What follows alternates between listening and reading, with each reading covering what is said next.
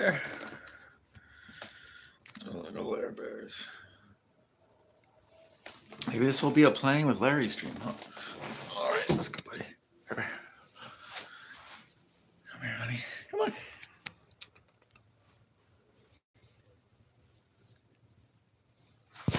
Oh. See if anyone can see that beautiful kitty face. Yeah. I'm just waiting.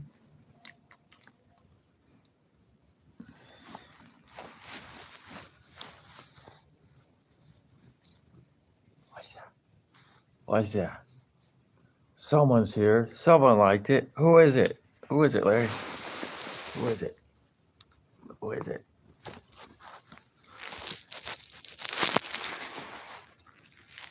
Loquacious, what's up, buddy? How's it going, dude? I need to make you mod. I don't feel like I need a mod, but I feel like you've definitely earned it. So, okay. You're a mod now. Sweet. How's it going, buddy?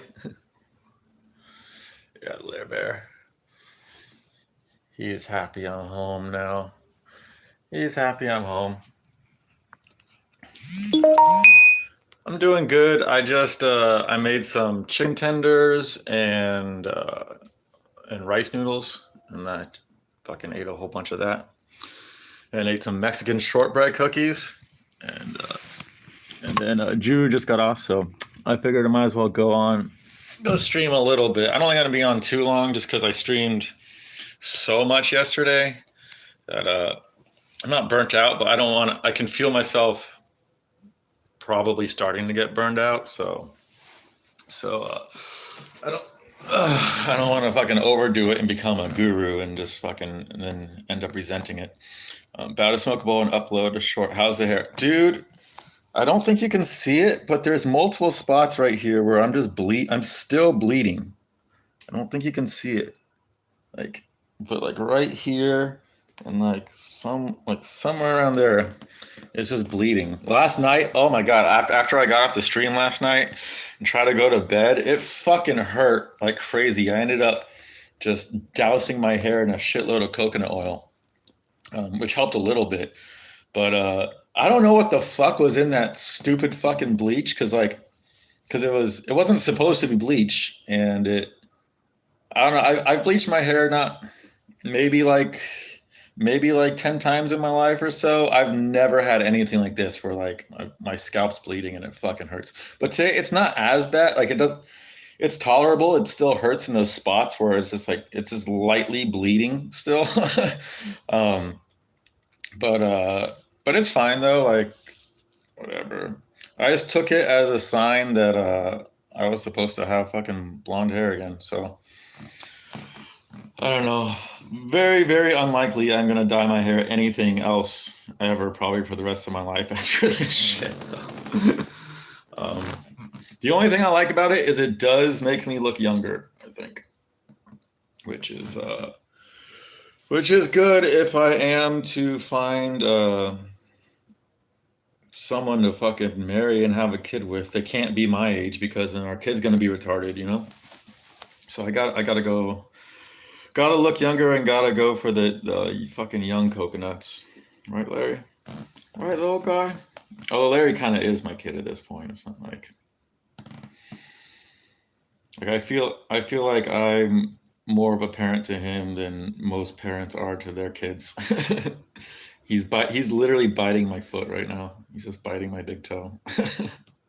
He loves feet. Anything to do with feet, like rabbit's feet, is his favorite thing. I always throw it up into his what's it called? His fucking cat towers. And sup, Ilya? How's it going? You're welcome, dude. Yeah, I just figured might as well. We kind of got the itch for it. So, although I streamed like fucking 4 hours yesterday, or over 4 hours. How you doing, High T? I wouldn't call myself High T, but I'm higher T than Guru. I do my best to keep my T as high as possible, because I'm just naturally not that high T, sadly. You can tell by my body type. But I don't eat soy products, so I'm a lot higher T than a lot of people. How am I doing? I'm doing good. I just had dinner, so I'm good. Yo, what's up, Kamikaze? How's it going, buddy? How's it going, Tapology Super Jew? That's what I fucking have to do.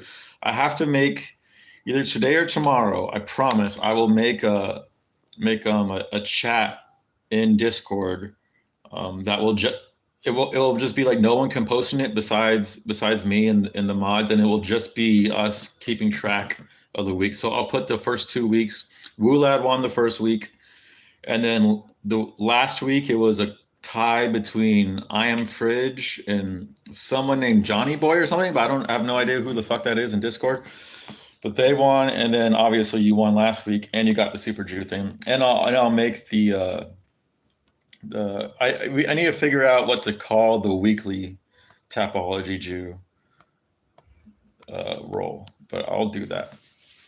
I'm always yeah, Ilya, you're fucking good too. Yeah, I was looking through who's good, and I've been on the bottom. I think on or the first week I was like in the middle, and then the last 2 weeks I've been on the low end. Luckily, I haven't been last, but it has not been great for me. But yeah, Ilya, you're at like 60 some percent. And Kamikaze, I think you're at like 70 some percent picking. Like it's a small sample size, but still, that's really fucking impressive. It makes me just want to fucking fuck what I fucking think about these fights and just tell you guys. Especially this card, like the prelims on this next card, I'm not gonna watch. I think there's one fight. There's one fight that I'm interested in the prelims, and I'll probably watch it. But other than that, what's it? I think it's Fernie Garcia versus somebody. I know it's Fernie Garcia. Yeah, it's a tough one, man. Like there's a lot of female fights too on the prelims, which makes it fucking tough. I truly think from now on, like we'd have to vote on this in the Tapology section in Discord, but. Yeah, Brady Heinstand. Yeah, Guru's going with him. I think that's kind of crazy. I'm definitely going with Fernie Garcia, but I can see it. But I think Fernie is just. I think he's got too fast and too good hand speed. But I also thought that his last time up too. So I don't know. But yeah, this card is.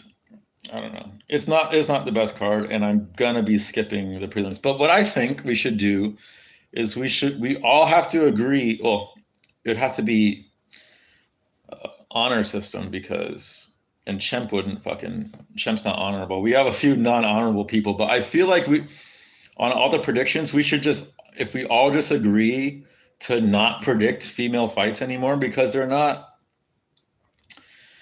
like it's just flipping a coin for most of the female fights besides the higher level fights where it's like more obvious. Like prelim WMMA fights is literally just flipping a coin. Like you can study their film as much as you want and you can know as much about MMA as you want, but they're so shitty and they're going to make so many mistakes that it's damn near impossible to predict. But you can also say that about some of the men the men's low level MMA. Heinstein feels like a Chase Hooper pick. I was surprised when I saw Guru picked him. I was like, I don't know. I'm not seeing it. I only remember like one of his fights, like his most recent fight, and I wasn't impressed. But the one who is more lesbian wins, generally speaking. But Molly McCann is more lesbian than Erin Blanchfield because she is lesbian and Erin isn't, as far as I know. What's up, Larry? What's up, little guy? And Erin fucking worked that bitch. But that was a matchup thing. And Erin legitimately, if she wanted to, she could go after the youngest champion ever. I think she just turned 23. So if she wanted to challenge Valentina, no one's challenging Valentina right now. If she wanted to just fucking take that massive jump up and try, I think she would have I would still definitely pick Valentina in that fight, but everyone else in that fucking division is terrible, absolutely terrible, besides Andrade, who's only part-time in that division. And that's just and Andrade Valentina, that's just a horrible matchup for Andrade, like absolutely horrible matchup for her. So even though Jessica's really good, she's never going to beat Valentina. And Aaron's the only one who can do it. And Aaron wants to do the old Tom Aspinall, take her time, move up slowly, but she's already the second best person in the division, probably, or what's her name, Fiorat. She's okay. Maybe she's gonna get the next one in line, but I don't think she has a chance against Valentina. Sixth, why should I trust Jones moving up 60 pounds after losing Reyes 3 years ago against Stipe? Well, first off, I disagree with Guru on that. I think Jones did win. I thought that was a razor fucking close fight, and I could easily see how you can make the argument for Reyes, but I'd have to watch it again. But I remember I watched it and I watched it back, and both times, like when it first happened, and both times I thought Jones won by a fucking fraction of cunt hair. That's how I. But I don't even remember what rounds and shit. So I don't know. But why you should trust him? Well, he's never lost in MMA, and he's a sociopath who will fucking do anything. He will win at any cost, and that's really helpful in MMA. And against Stipe, I feel like Jones is still fucking. I still feel like he's suspended and all this shit with Stipe. I feel like it's all bullshit. I just don't trust any. I don't feel like Stipe turned it. I don't know what Stipe is doing, to be honest. I love Stipe. He's one of my favorite heavyweights. And I love Jones too. I love watching Jones fight. And I wanted to watch that fight for fucking years and years now. But I would pick Jones. I just feel like Jones' length is going to cause Stipe some issues. Larry, what are you doing, buddy? Yeah, done a PP grab today. I'm grabbing my PP right now, Loquacious. I'd pick Ty too. You'd pick Ty against Jones? Is that what you're saying, Ilya? That would be, to me, that'd be a more interesting fight just because Ty has, like, he doesn't have touch of death, but he's got, like, extreme power. And Stipe's got power too, but it's different. And Stipe's power, a lot of it is generated by the way he throws his shots, and he's got to get in close to land those shots, just the way he throws it. And against Jones, I just don't see him getting in that. I don't feel like Jones is stupid enough to let Stipe in that close.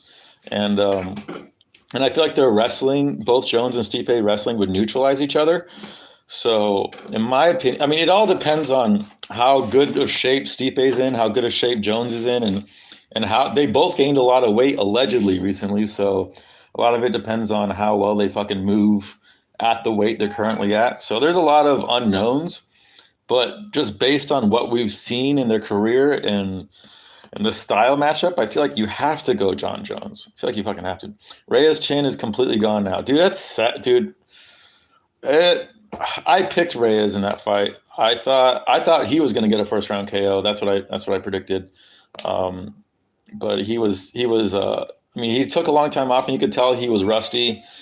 And God, that was sad to watch, man. Like, it was sad. I don't see, unless Reyes fights Paul Craig next. I don't, or maybe Ankalaev. No, Ankalaev's too high up ranked, so he wouldn't fight him. I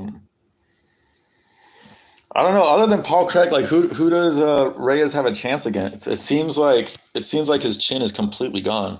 Like an interesting fight that I wouldn't really.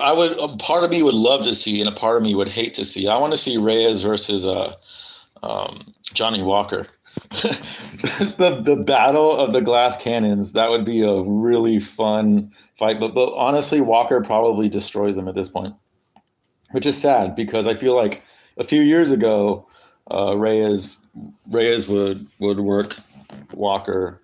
Like he would just fucking dance around him and fuck him up. But now it seems like any fucking gust of wind knocks over Reyes, and like, yeah, his last two knockouts have been absolutely brutal, like beyond brutal. Like I don't know if there's any coming back from that, sadly.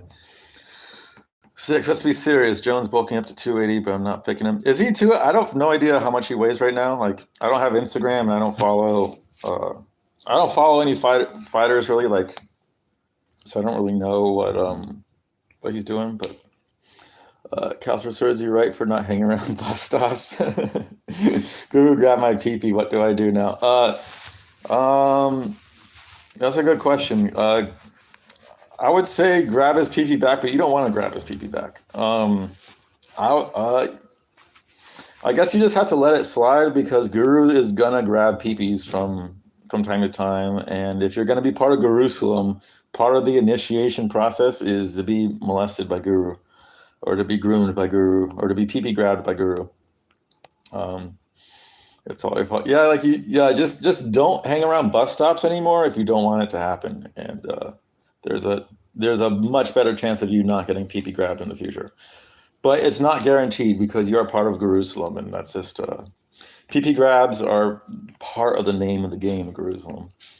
Ty can get close in later rounds when Jones is focused. Well, yeah, like Ty keeps his power as the fight goes on, and I feel like and Ty's like 6'5" too. Ty is taller than Jones, I believe, or Stipe is like 6'2", I think, or I think he might be listed as 6'3", but I don't think he's 6'3". Um, and but like Ty is big enough where it's going to be hard for Jones to keep him away for 5 rounds. Where Stipe, I mean, I don't know how much weight he's gained, but just his length and his reach, I feel like Jones. I just feel like it's a good matchup for Jones. But Stipe can put him out. Like Stipe is the most decorated heavyweight in UFC history for reasons. Stipe is old and unmotivated. I don't. It's hard to say. I mean, he's old, but it's hard to say. Like Glover was just light heavyweight champion, and he's fighting for the belt again. So in those higher weight divisions, you can't really look at age and say that it's a big detriment, especially if their chin is still there. Which I mean, we don't know if Stipe's chin is still there or not, but he hasn't fought in a few years. So if it had the potential to recover, it has recovered since that fucking Ngannou knockout. Reyes versus Yuri too. Oh God, please not Reyes versus Yuri too, man. I mean, it'd be fun to watch. But I think it would end up in a murder. Like at that point, it's just a murder. I want to see if you want to see a murder. I think Reyes versus Johnny Walker is more of a reasonable murder.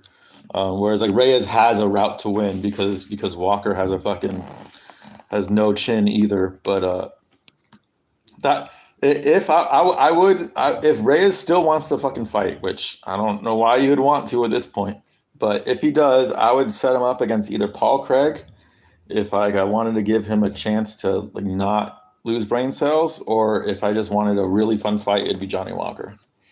I believe Ngannou is wasting his prime. Yeah, I think he's my age, right? I think Ngannou is like 34, 35 even. And I think he's healthy now too. I'm pretty sure he's healthy. But there's a lot of fighters wasting their prime now. Colby has been wasting his prime. Like Colby's been fighting once a year for the past, I don't know how long, like 3 or 4 years now, in his prime fucking years. And that fucking like in a division where you can't really you're not good. You can't be 40 years old and be good in welterweight, or be a top tier contender. Like you can still compete, like what's his name, Ronaldo, but 40-year-old Colby isn't going to be challenging for the belt. So yeah, it sucks to see, and yeah, Ngannou is definitely wasting his prime as well. And Stipe is wasting the end of his prime. He probably just wasted. He hasn't fought in the last few years, and it fucking sucks. And John Jones too, wasting his prime. Or Jones is probably past his prime, to be honest. I think but still, he's still wasting a valuable chunk of his career where he could still be beating the shit out of people. Stipe got folded like a chair his last fight. It was all Stipe's. Like everyone watching that fight, they're like, "Oh, look how good Ngannou got, and look how many improvements he made." And he did improve on his wrestling, is true. Like Stipe couldn't use his wrestling as well. But Stipe lost that fight because Stipe fought like a fucking moron. And if he doesn't fight like a moron, I think there's a good chance Stipe wins that second fight. But he got clipped, and then he let his ego take over, and then he got fucking knocked out cold.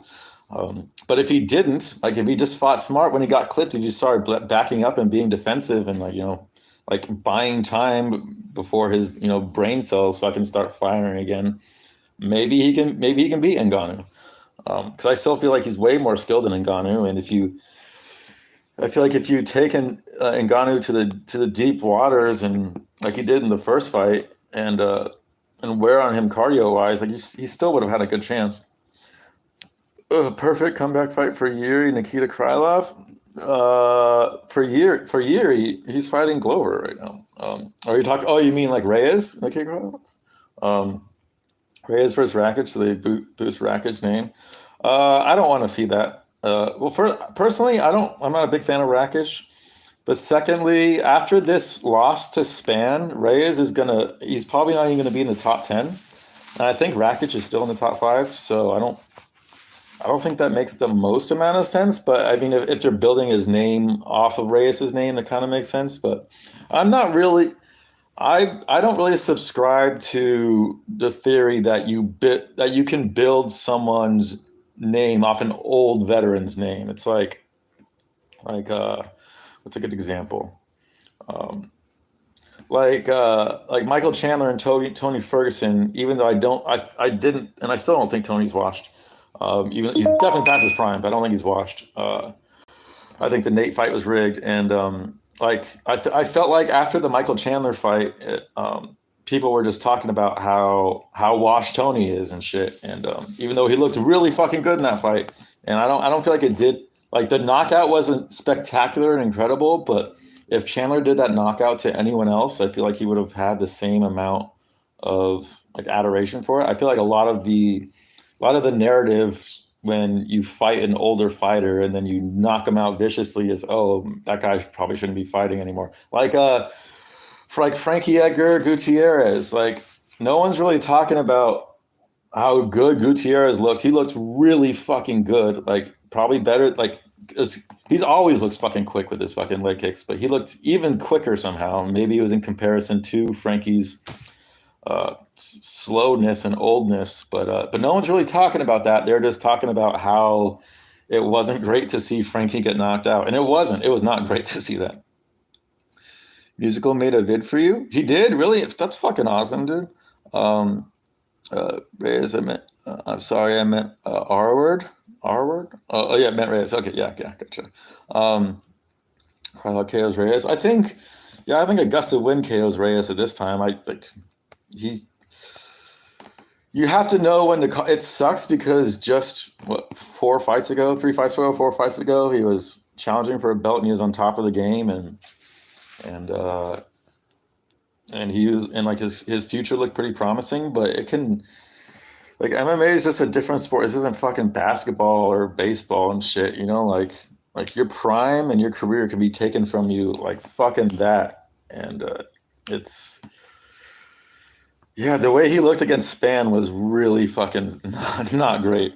If I'm Reyes, I'm not fighting. I'm either fighting Paul Craig or I'm fighting nobody because it's just not worth it. It's not worth to fucking lose your fucking brain cells. And he didn't get like really big, but he fought Jones for the belt, and a lot of people think he beat Jones for the belt.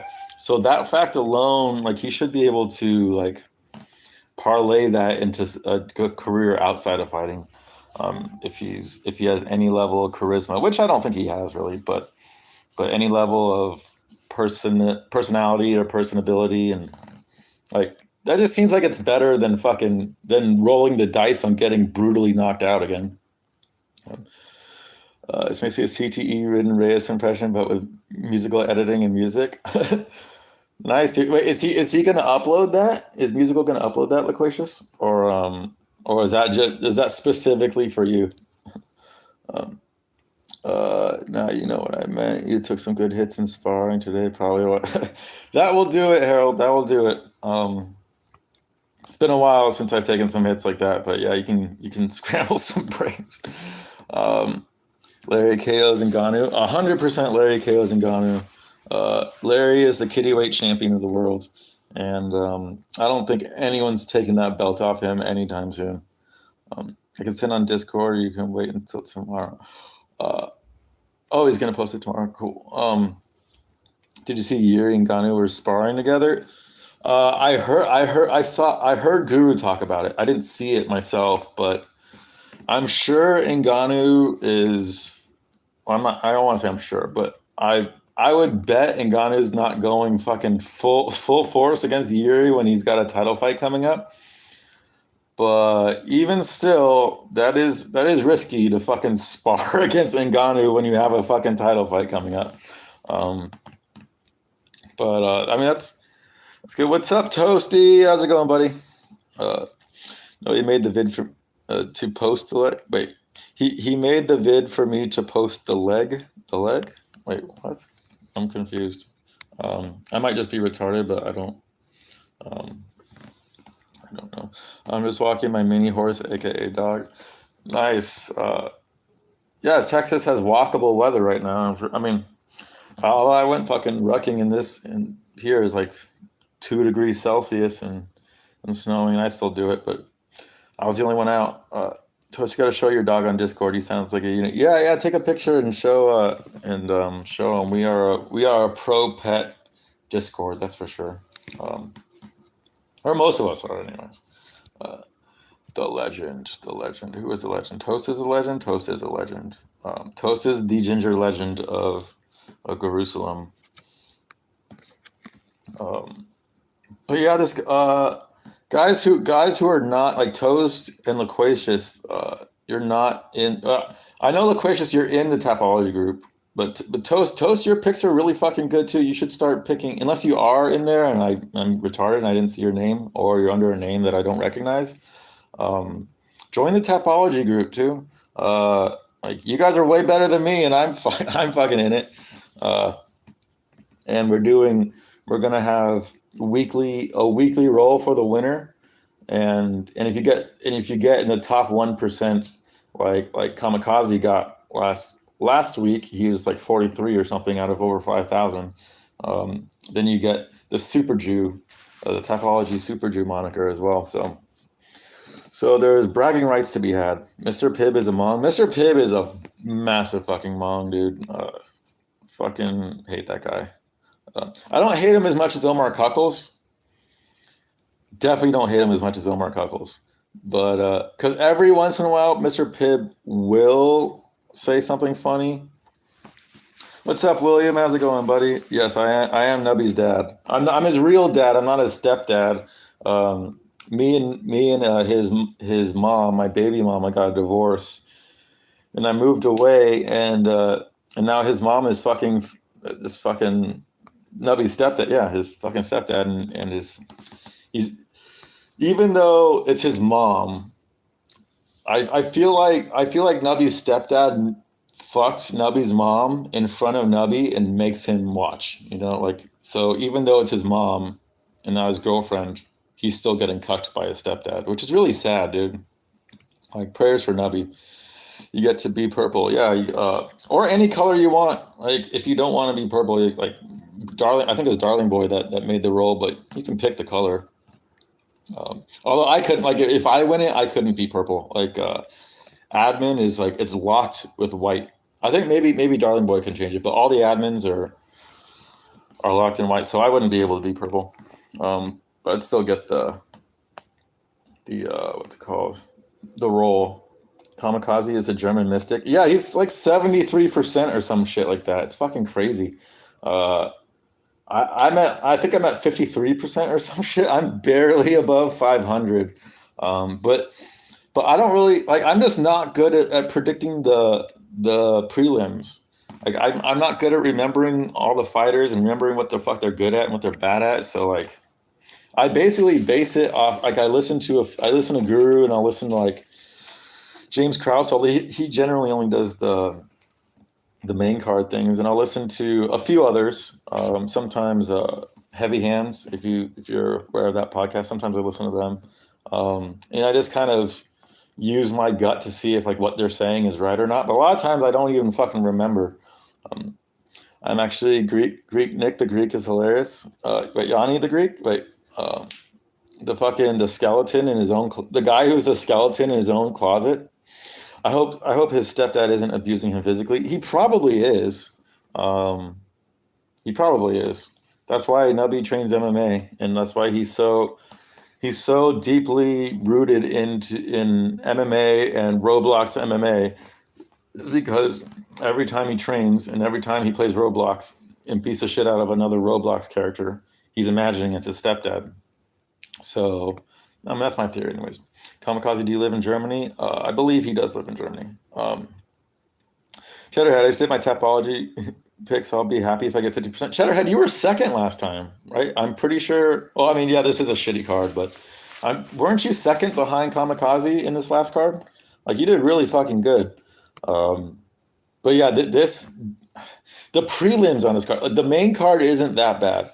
It's not good, but it's not that bad. But the prelims are fucking atrocious. There's one decent fight on it that I thought it was what's his name again? Fucking Garcia, not yeah, Garcia and Weinstein.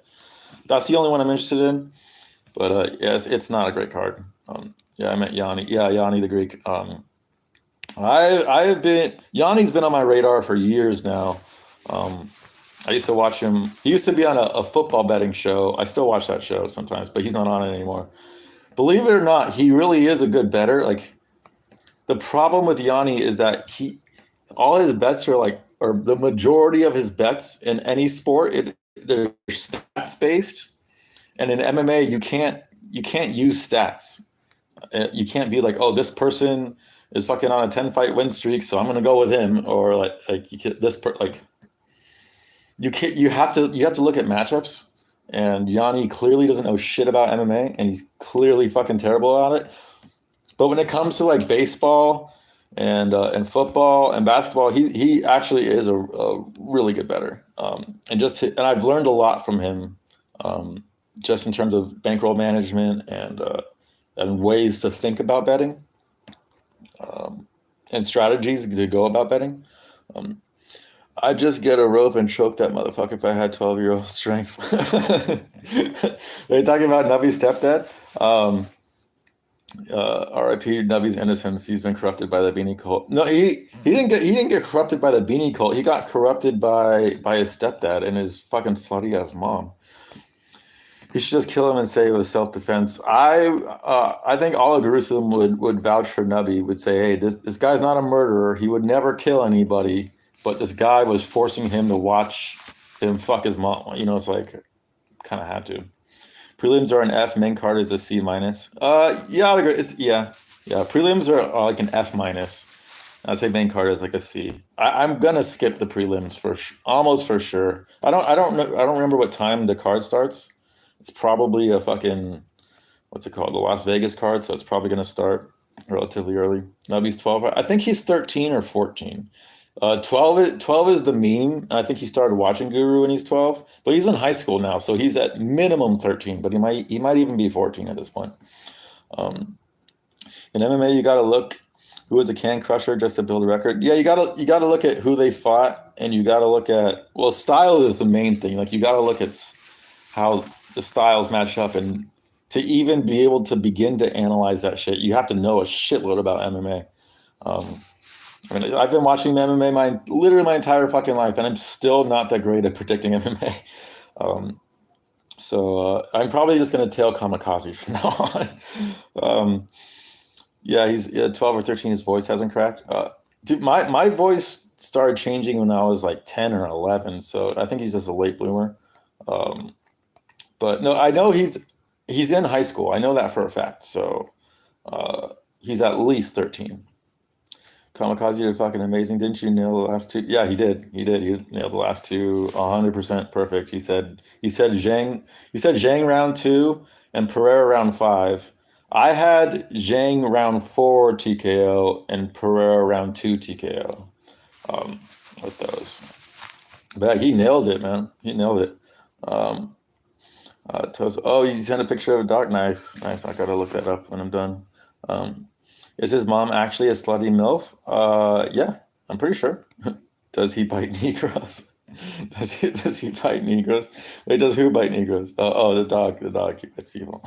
Um, I thought he was Mormon. He is Mormon. Oh, yeah, okay, Tony. He is Mormon, and literally, like I grew up in Southern California, so there was a shitload of Mormons. I was friends with a lot of Mormons, and none of them had divorced parents. All of them, all their parents, they like had very stable households. They were all very religious and very conservative. And that was like the one good thing about being Mormon is like you at least had a stable household. But Nubby's parents are fucking divorced. And so the fact that you're Mormon and your parents aren't even together and your mom's a fucking skank, uh, like you're just getting the worst of both worlds.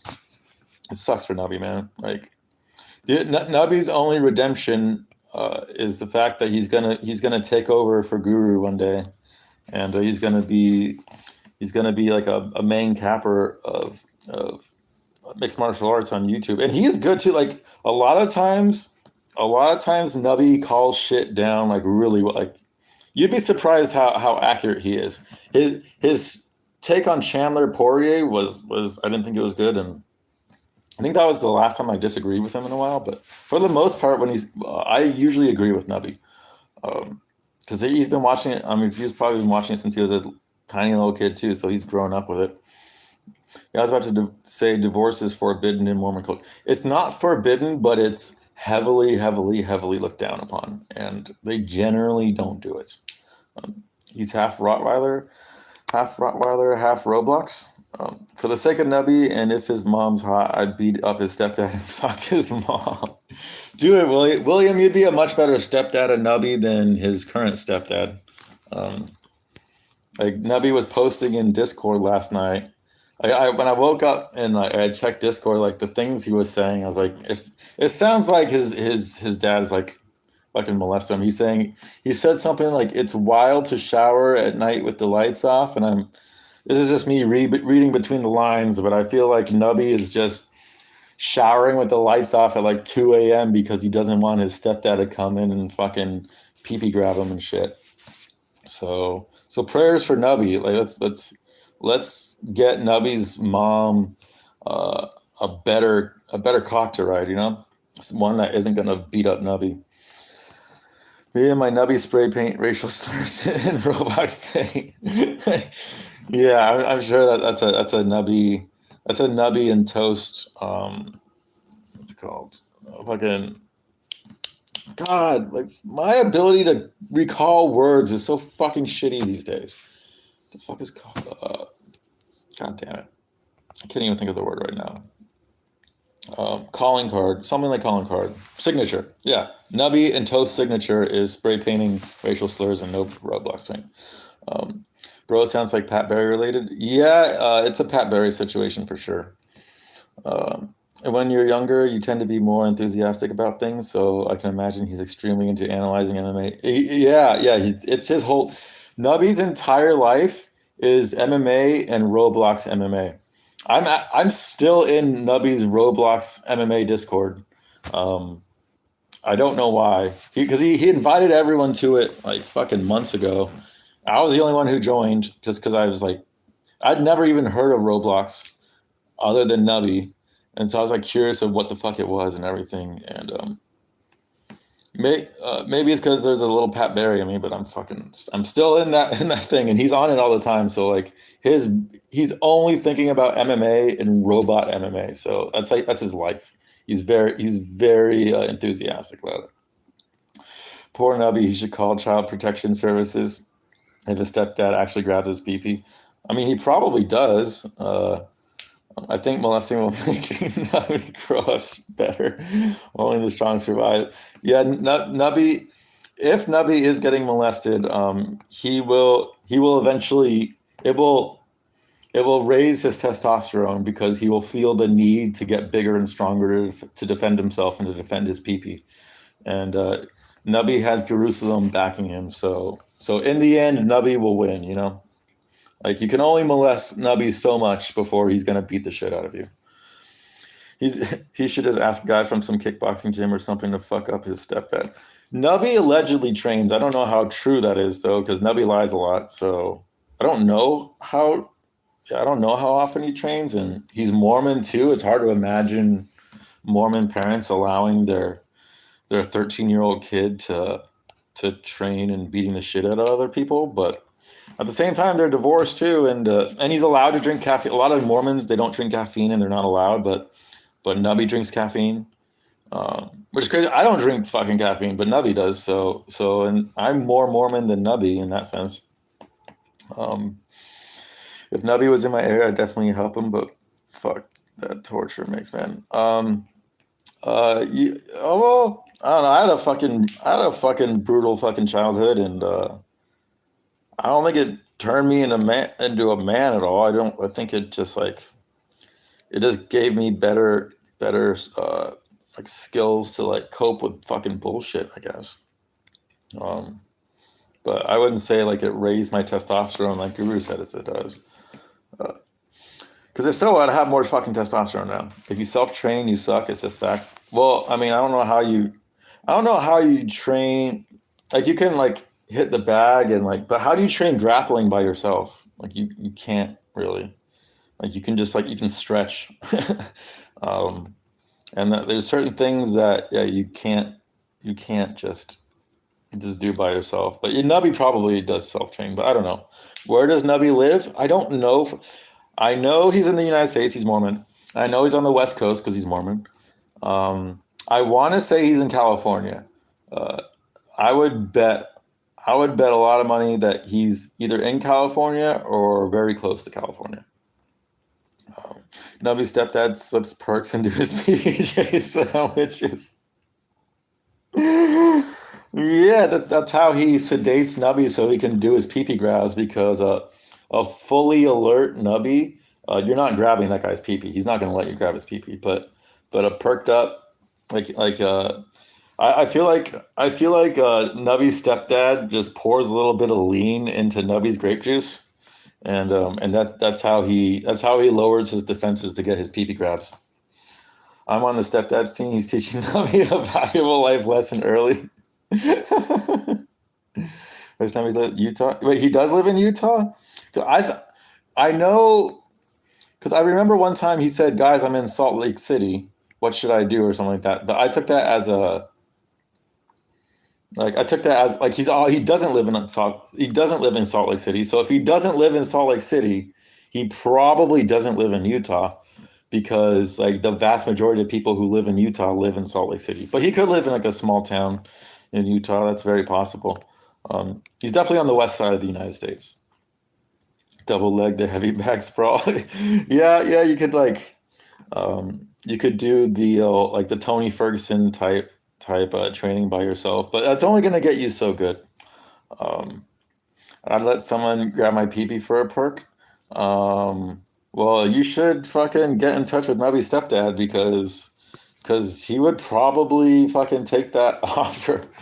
I would not let someone grab my peepee for a perk. No way. I'm not interested in perks anymore. But like perks are shitty anyway. Like once you do the real thing, like you literally can't go back. You can't go back to perks, Vicodins and Percocets and oxys. You can't fucking go back to that once you've done heroin. You just can't because they're just like you just can't. And I wouldn't even let someone grab my PP for heroin. It's just not. There are other cities in Utah, so it could be. Yeah, there are other cities in Utah, but like they're not that big. Like I forgot the percentage, but it's a high percentage of people who live in Utah live in the Salt Lake City metro area. It's kind of like New Mexico. Most people who live in New Mexico live near or in Albuquerque, and most people who live in Minnesota live in or near Minneapolis. And there's a lot of states like that where it's just a whole bunch of nothing with just one or two big uh, areas of people. So the reason why I think California is just because it's because there's just so many fucking people in California. The odds are that he's in California. But Tosa's saying Utah. I don't know if Nubby's actually ever confirmed that or not. But yeah, I know on the West Coast for sure because Mormons literally don't exist on the East Coast, when the whole Mormon thing started like 200 years ago or something. They were kicked out of New York, and they were kicked out of Ohio, and they were kicked out of Illinois. Um, they had to go to the West. They literally had to go for the West. Um, would I perform a gay act for a ridiculous amount of money? I wouldn't. This is a guru. This is a question you ask Guru. This is not a question you ask me, because I don't even want to entertain that question. Because like no, like you're you're basically selling it. The way I look at it is like you're basically selling your soul, and you can't like I don't know. I'm just not a sellout, so I couldn't and wouldn't, because no matter how much money you get, hey, you got to live with that for the fucking rest of your entire life, unless there's like a stipulation where um, like you can be as fucked up as you want to be. So like if you have access to any and every drug you want, and you just fucking do all of them, and then like a gay act is done to you while you're basically unconscious and you wouldn't remember it, then maybe. But um Sumer Jamayev, dude, this is such a guru bait question. I feel like just asking this question says a lot about who you are. So like I don't know. I feel like it's a stupid question because no one is gonna offer me $1 billion to suck on a penis. No one's gonna fucking do that. You know what I mean? So like, why talk about it?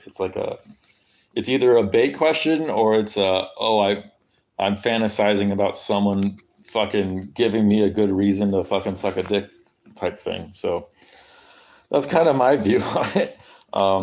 But Guru's saying like you got to be gay if you wouldn't suck a dick for $1 million. Like what? Like what? Like first off, there's millionaires that don't need $1 million, and secondly, there's people who fucking like have morals. Like some people you can't buy. A lot of people you can buy, but some people are literally like you just can't buy. Um, and like I wouldn't give away Larry for $1 billion, that's for sure. So if I wouldn't give him away for $1 billion, I wouldn't I wouldn't see myself sucking a pee. The most I would do is probably grab a pee for $1 billion. Like let's end it. Just for the meme, because I always say pee grabs, but also depends on the pee. Wouldn't grab Guru's pee for $1 billion.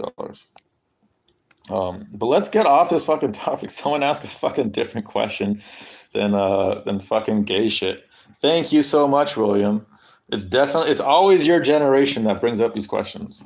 This is not a fucking this isn't not a fucking You're not even Middle Eastern, William. Jesus. You're not even Middle Eastern. Um, would you give Larry away for $1 million mess? Never. Never, never, never, never. When his sister, when Boobadoo was young, someone offered me like 2,000. I was homeless. Someone offered me $2,000 for Boo Boo when she was like 5 weeks old or something. And I told him to fuck right off. I was like, you could give me as much money as you have in your bank. Like I'm not giving her away. Um, like there are certain things that I don't budge on, and I don't, and like it doesn't matter how much money it is. If Ngannou threatened to kill you, or you had to pepper grinder his cock, you would 100% pepper grinder you. Well, first, I don't know how fast Ngannou is. Like, I know he's black, but he's also massive. Like, I don't know how fast he can. Like, if he threatened to kill me, could he outrun me? Like, I'm not slow. I'm not fast. I'm white, so I'm not super fast, but I'm pretty fast. I don't know if he could catch me. If he could catch me, obviously he could kill me if he wanted to. But I really don't want to pepper grinder his cock. um, I'm half. It counts. Well, you said you're half Indian. Well, William, you've said Indian, and now Middle Eastern isn't Indian. That's like two different things. Unless it's like Northern Indian, which is still not Middle Eastern. It's still Asian. Um, but I guess it's getting closer. Um, yeah. So are you like Indian? Are you Middle Eastern, or like what's your exact ethnicity, William? Like I think you're half white and half like what's the country of origin that the wrong side of your family is from? Gotta go now. See you guys. Thank you for stopping by, Kamikaze. Appreciate it. You are the Super Jew. And good luck becoming Super Jew times two. Jump into water. Like jump into water? Wait, jump wide. Confused. I swear whites are like the second fastest race. Yeah, probably. Who who's faster than whites other than blacks? I don't like when you look at the Olympics and stuff, like short distance and long distance, it's always like 85% black and 15% white and nothing else. Like there's almost never any Asians, almost never any Mexicans or like native people. It's like it's black first, then white, for whatever reason. It's obviously has something to do with the fast and slow twitch muscle fibers we have. Um, if whites are slow, explain how we caught them all and put them on a boat. We didn't catch. Okay, Calcifer, we did not catch them at all. This is like a big misconception about slavery, is that we bought them fucking fair and square.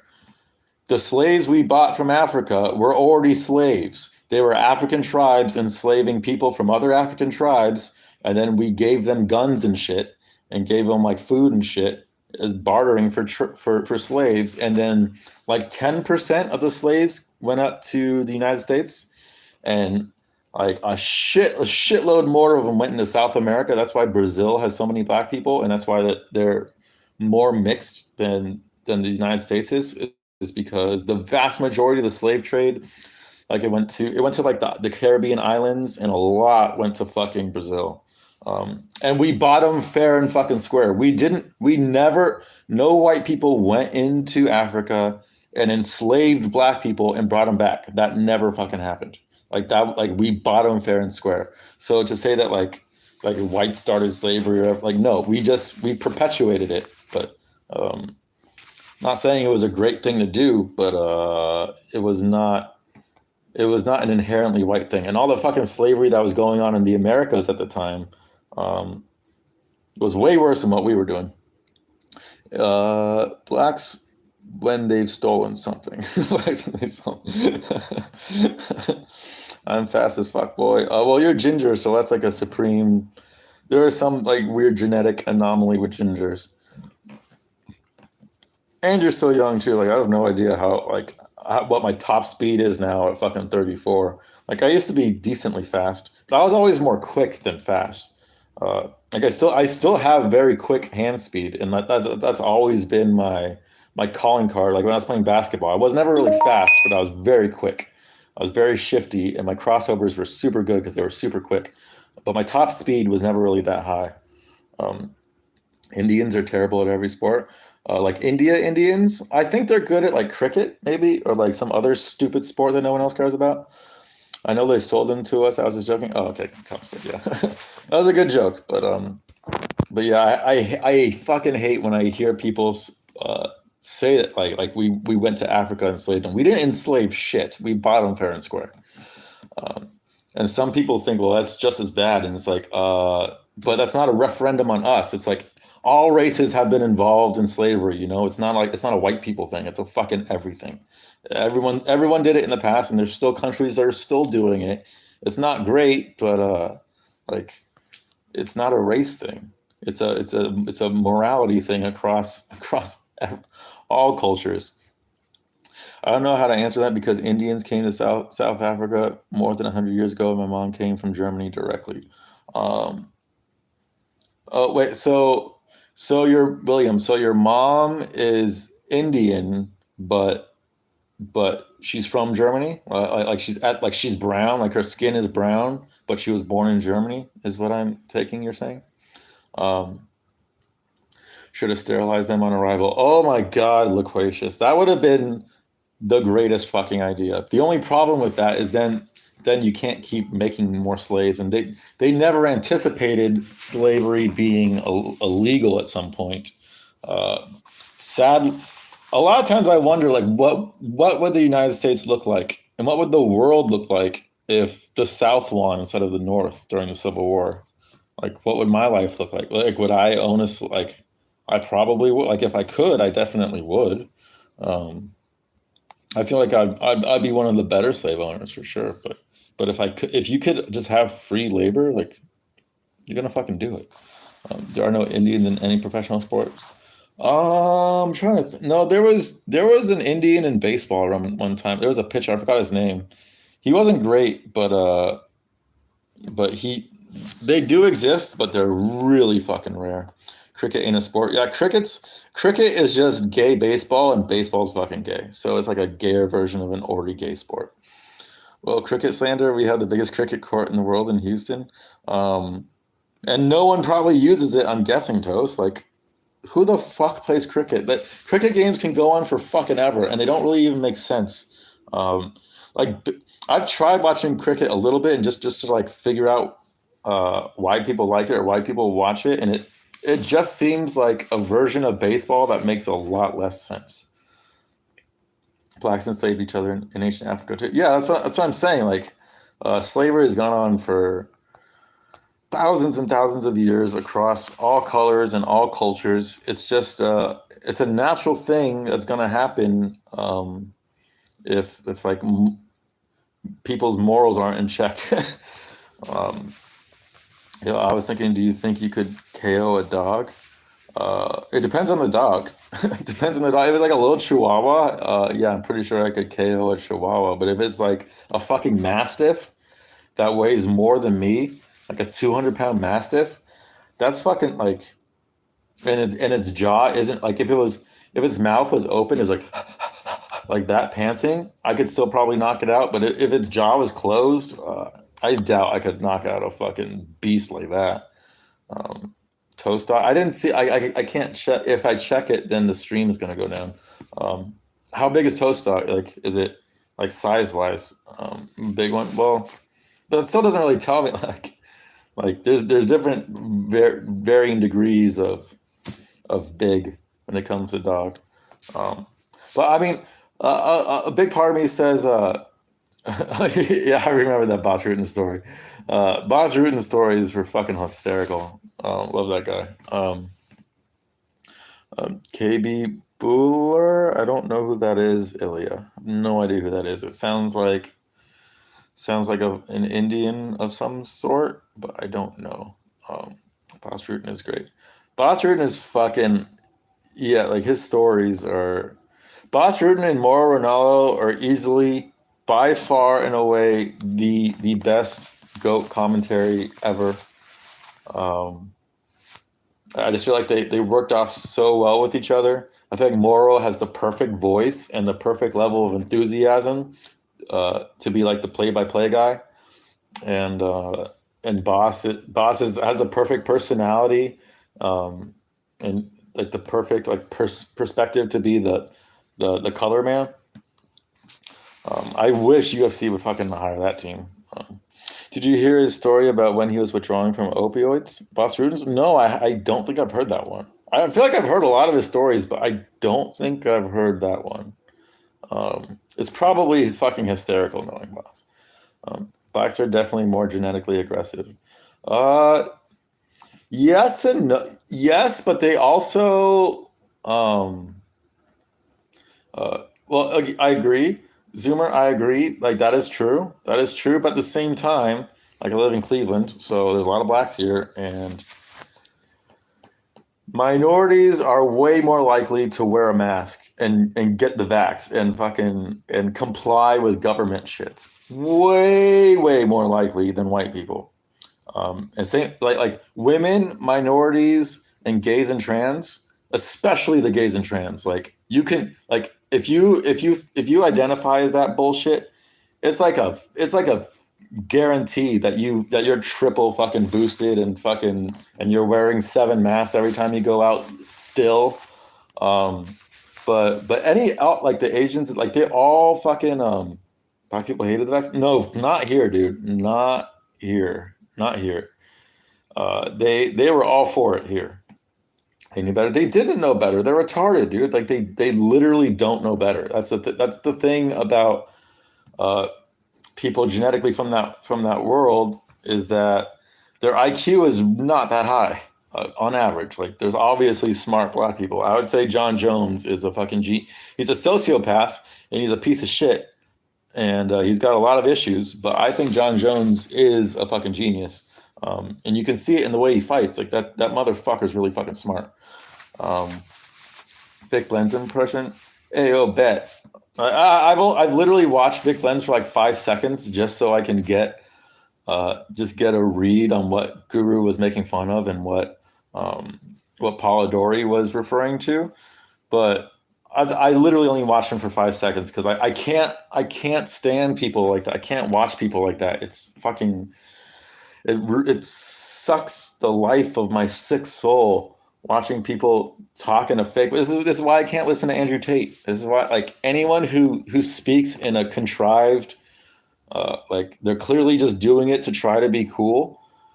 I don't understand how those people even get to the level where they're at, because you would think most people would like sniff that out. It's very easy to tell when someone's being genuine or not with the way they're fucking speaking.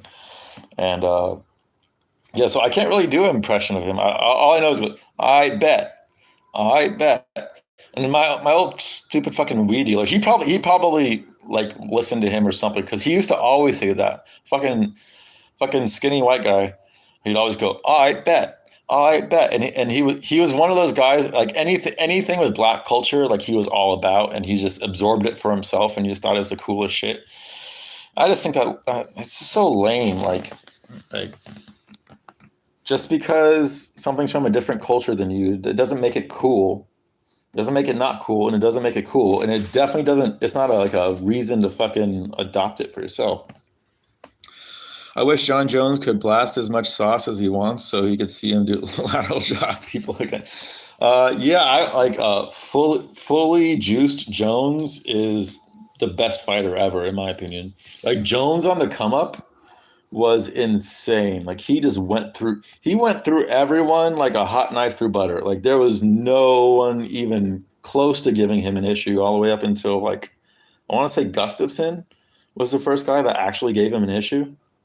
Um, but like his first, like, what, like 12 fights in the UFC, or like, no one could do shit to John Jones. Um, or Vitor Belfort had him in an armbar. Was like the fourth round or something. That was super deep, super deep, and it broke John's arm, but he just didn't tap, and he got out of it. And I think that was like the first time Jones was ever like in any issue. Um, but still, Jones was dominating that entire fight, and the only other thing I think of is Chael Sonnen just fucking murdering John Jones' big toe. John Jones' big toe has never been the same after that. Um, but but yeah, he was so fucking good, dude. He was so fucking good. Can you tell the story about when your soul split into six? Well, I did a lot of meth, and then I did a lot more meth, and then it eventually just split into fucking into six soul origin. Well, the origin of the name Six Soul, it was just I think I've said this before, but it was just I was trying to think of a new screen name for.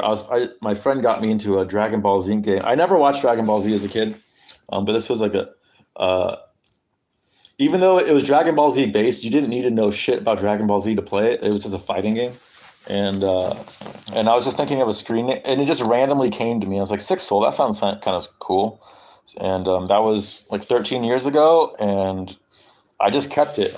And that's been my YouTube name since, yeah, 2008. So uh, I think it's 2008 or 2009. Whenever I joined, I just always kept it. I've thought about changing it a few times, because when I had it, I was a little bit more like nihilistic, and I liked kind of how it kind of sounds, not evil, but it kind of sounds a little bit evil, and like there's a darkness to it. Whereas, like, the way I view the world now and how I see the world now, it's like I'm not. I'd rather not have a nickname that's dark. That kind of sounds dark, but at the same time, I've had it for so fucking long, and it sounds cool. That like might as well just fucking keep it. What time am I smoking? It is 6. So I will be smoking probably in like 45 minutes, would be my guess. But maybe a little bit later. What was my first heroin experience like? I remember it exact like well my very first heroin experience. My sister introduced it to me. I walked in on her just doing it one day, and I just instinctively knew. I was like, "That's hair." I didn't know, like I'd never been around it before, but I just instinctively knew, like that's hair. I was like, "That's heroin, isn't it?" And she laughed, and I was like, "Can I try some?" And then she gave me a really tiny bit, but it wasn't enough to really feel anything that much. So, but then literally like 2 days later, I got a hold of some because I was like, I need to know what this is, and it felt so. It was so fucking good. Like the first time you do opiates, well, this wasn't my first opiate experience, but the first time you do an opiate, it just in almost all people we have like just a darkness, like a pit of emptiness in our soul, in our hearts that that for a long time I wasn't able to get filled. Like I can feel it sometimes now with like some deep meditation, but that's the only thing you can fill it with. It's either like deep spirituality or drugs. It's the only two things that will fill that hole. And and doing heroin for the first time, like really doing getting really high on it the first time, it was like you just feel so at peace. You're so like just you're thankful to be alive and thankful for the experience, and it's like everything's finally okay for the first time in your fucking life. And it's just like the biggest just a release, man. Andrew Schultz. Fucking hate that guy. I fucking hate that guy so much. He's such a fucking retard. Um, Ever been to a Muslim community in America? No, no, I haven't. There aren't a whole lot of like. I think in Chicago there's some. I'm only saying that because Bilal's from there, so I'm just assuming, and probably New York City. But I haven't like. There's actually a decent amount of towel heads that live in this area, but they don't really have like a fixed area where they live. They're just kind of all over the place. So no, sorry, my internet crashed. So my mom is white, my dad's Indian. Oh, okay, gotcha. No problem, William. Okay, but you say so your mom's white and then your dad is Indian. Then how does that make you Middle Eastern? Because India is not Middle East. I'm confused, William. It confuses the shit out of me. Are you half Indian or are you half Middle Eastern? Um, or is it because you're half white and half Indian that you just look Middle Eastern? That's probably it. Ever been in a mosque? I've never been in a mosque. I've only done a bunch of oxy before. That's only like 100th of the experience. I wouldn't say it's 100th of the heroin experience, but it's probably like 15-20%. It's like, and if you've never done heroin before, it's like it's a good. It's like all opiates are kind of similar. Um, I thought it was Middle East. My ass uneducated. Yeah, India is not in the Middle East, dude. Middle East is somehow even worse. Well, it really depends on your criteria, but it seems like I don't know if you guys have heard about the living conditions about all the soccer teams in Qatar, or whatever you fucking pronounce that stupid little country. Um, but apparently it's fucking horrific. And and I know nothing about soccer or football, as you guy calls it. All I know is that the United States is facing Wales on Monday, and I know we're gonna kick their ass. And I don't know shit about soccer, but I know we're gonna win because it's Wales, dude. Like, how many people live in Wales? Like 3 million, 4 million people. Um, like, if we don't beat Wales, like that's just. I know it's way bigger of a sport there, but we're fucking America, dude. Like, we should at least beat Iran and Wales. That would be really bad look for America if we didn't get to the what's it called, the single elimination part of the tournament. Um, all I know is they get bombed to shit. They definitely get bombed to shit. Do you know that Orthodox Muslims are forced to inbreed? I don't know if they're forced, but some probably are. Cater seems like a ho ho. It it's fucking insane that they allowed an entire World Cup to be held there, and it was just a money thing. Like they just because it's an oil country, they just had the money to bribe FIFA to have it there, even though they can't. They don't have they don't have a state. I don't even know if the games are going to be televised. They don't even know if the games are going to be televised. They literally don't. They don't even have the ability to do that. That's how ill-equipped they are to handle a fucking massive sporting event, and yet still they're fucking handling a massive sporting event. It's insane. It's fucking insane, man. I used to be friends with a Muslim Indian girl, and her parents were first cousins, and she was only allowed to marry one of her cousins. Yeah, uh, or yeah, that's a thing. Yeah, like Khabib's parents were cousins. Khabib married his cousin. Um, like Islam, I'm assuming his parents were cousins. Ankalaev, 1,000% his parents were cousins, and so on and so forth. Like there's certain ones where you look at them and you're like, Jesus Christ. Uh, but that gives them an unfair advantage in MMA too, because they're not that smart, but they're just very strong. They got that grip strength, and they're just very determined, and they'll just believe whatever you fucking tell them, which is very helpful in MMA. I'm a dude. Wales will win. I don't even watch football. Wales, Iran are good teams. Not as good. Well, I just out of curiosity, I checked today, um, and United States is slightly favored against Wales, which to me makes sense. Even though we're not a soccer playing country, we have like literally 345 million more people than you guys, so we should fucking beat you guys. I'm not born in Welsh, but I lived there the majority of my life. Yeah. Sussex. That's a very sus name for a country or for a city. Is Sussex? I gotta say. Oh, I was gonna ask you if you knew Gareth Bale since Wales is so small. Um, I know that's a soccer guy. Yeah, I know the name, but yeah, soccer's land. Now we went to a high school in Cardiff where I live. Um, Most people that live in Wales live near Cardiff, right? Right, Loquacious? Like Cardiff is like it's like the main hub of Wales, and once you get outside of there, it's mostly country shit, right? Um, Greatest UK player of all time from it. US has a better team. We fucking should have a better team. We fucking should. I was looking at some of the futures. Like there was like Somalia has a better chance than the United States to win the World Cup. Does that sound right to you? Does that fucking sound right to you? Because that doesn't sound right to me. I feel like I know nothing about soccer at all. I don't watch it at all. But I feel like we would beat the shit out of most African teams. And like most, like I just feel like that would that's just makes the most sense. Um, like they're not that good. Like they're not like those countries aren't good at fucking anything other than fucking marathon long distance running in the Olympics. That's all they're doing is like fucking the Kenyans just running like 200 miles in like a few days. That's what they can do. Yeah, Somalis suck at sport. Yeah, so so Somalia is like plus 9,000 to win the cup, and the United States is plus 15,000, and we're tied with like Wales for plus 15,000, and there was another couple countries that we were tied with plus 15,000. I thought was insane, and I know the United States is probably not going to win it, um, but I feel like we have a better chance than a lot of those fringe countries. Thoughts on a race war, like an actual like I mean.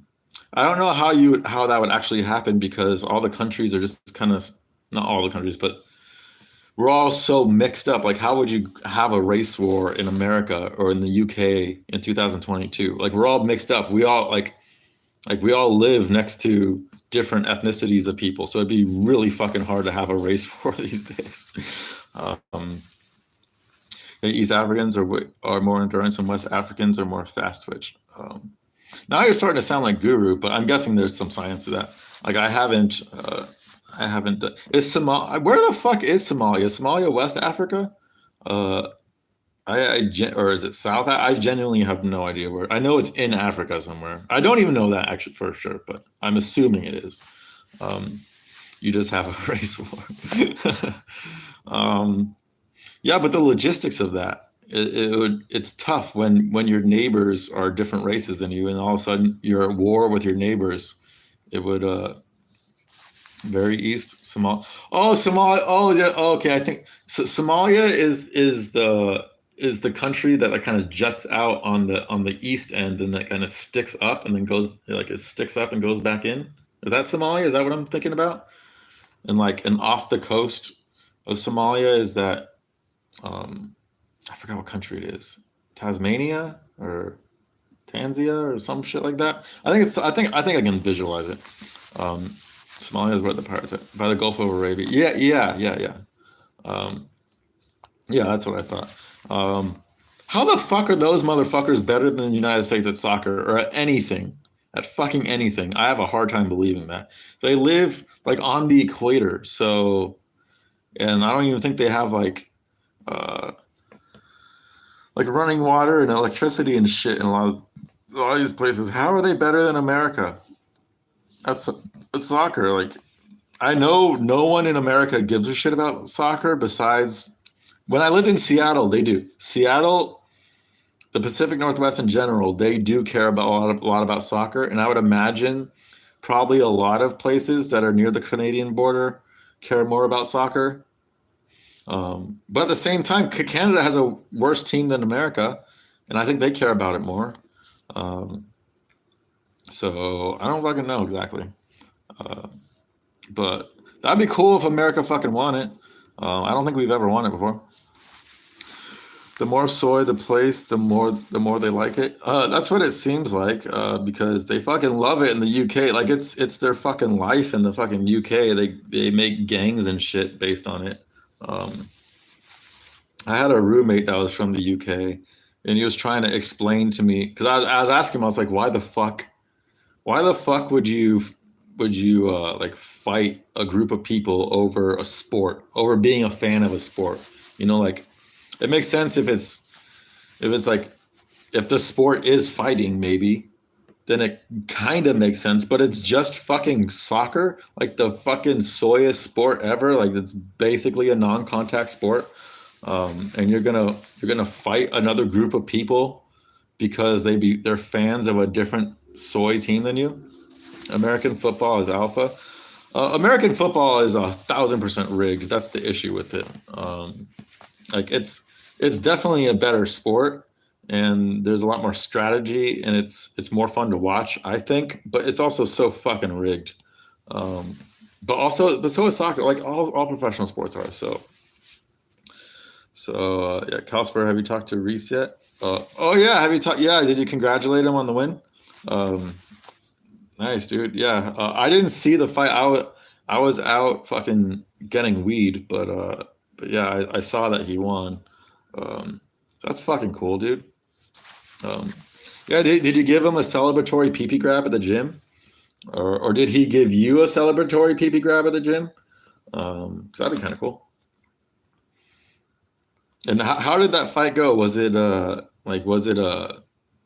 pretty clear cut? I know he got the finish. I think it was the first round finish, but like, was there any scary moments for him, or did he just fucking murder the guy? Who's my new dealer? This black guy, and I haven't decided if I'm gonna go to him again. This weed is really fucking good, but I've basically online I found a website that just links you up to dealers, even though it's not legal. But that's what blew my mind. And when I went to pick up from this guy, I was a little bit sketched out because I was like, I just like this could easily be like a sting, but at the same time, is a cop really gonna fucking like go through all this trouble to fucking weed is it's decriminalized in Cuyahoga County too, and where I met him was in the boundary of Cleveland, so it was like so I was like, okay, it's probably not going to be a cop, but I was still a little bit sketched out about it. But is he on the east side? I think he's in downtown. I think he's in downtown. But no, I'm pretty sure he's not on the east side. But he met me by the airport, and the airport is on the airport's just like 5 miles north of me. And I met him at a gas station by the airport, and it was quick. I saw him, like I got into his car real quick, in and out. Um, the weed was vacuum sealed. It was like really high quality. It smelled really good, tastes really good, smokes really good. Super gets me really really fucking high.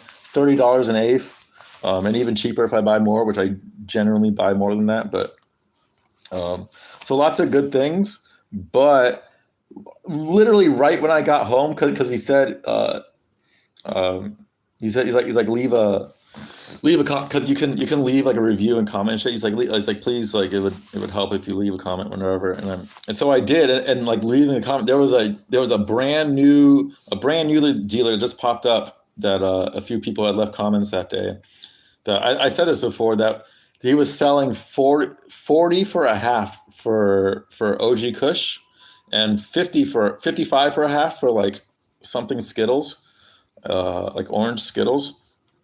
And I was like, fuck, for just like a little bit more, I could have gotten a hell of a lot more money. So that's the only reason why I wouldn't go back to this guy is just because there might be a better deal in the future. But I don't smoke that much. Like I bought it last Saturday. I highly doubt I've smoked a gram yet. I don't think I have.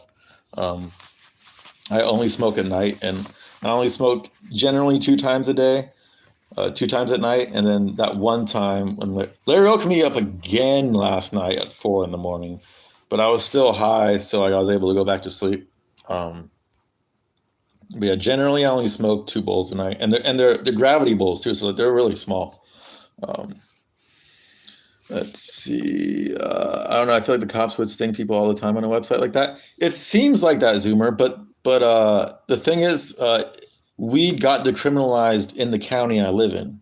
So all like they could sting me for that, but then I would literally just get a citation for trying to like I wouldn't there wouldn't be any jail time. Like they wouldn't really get much out of it. It seems like it would be a lot of fucking effort just to um, get the lowest level criminals possible.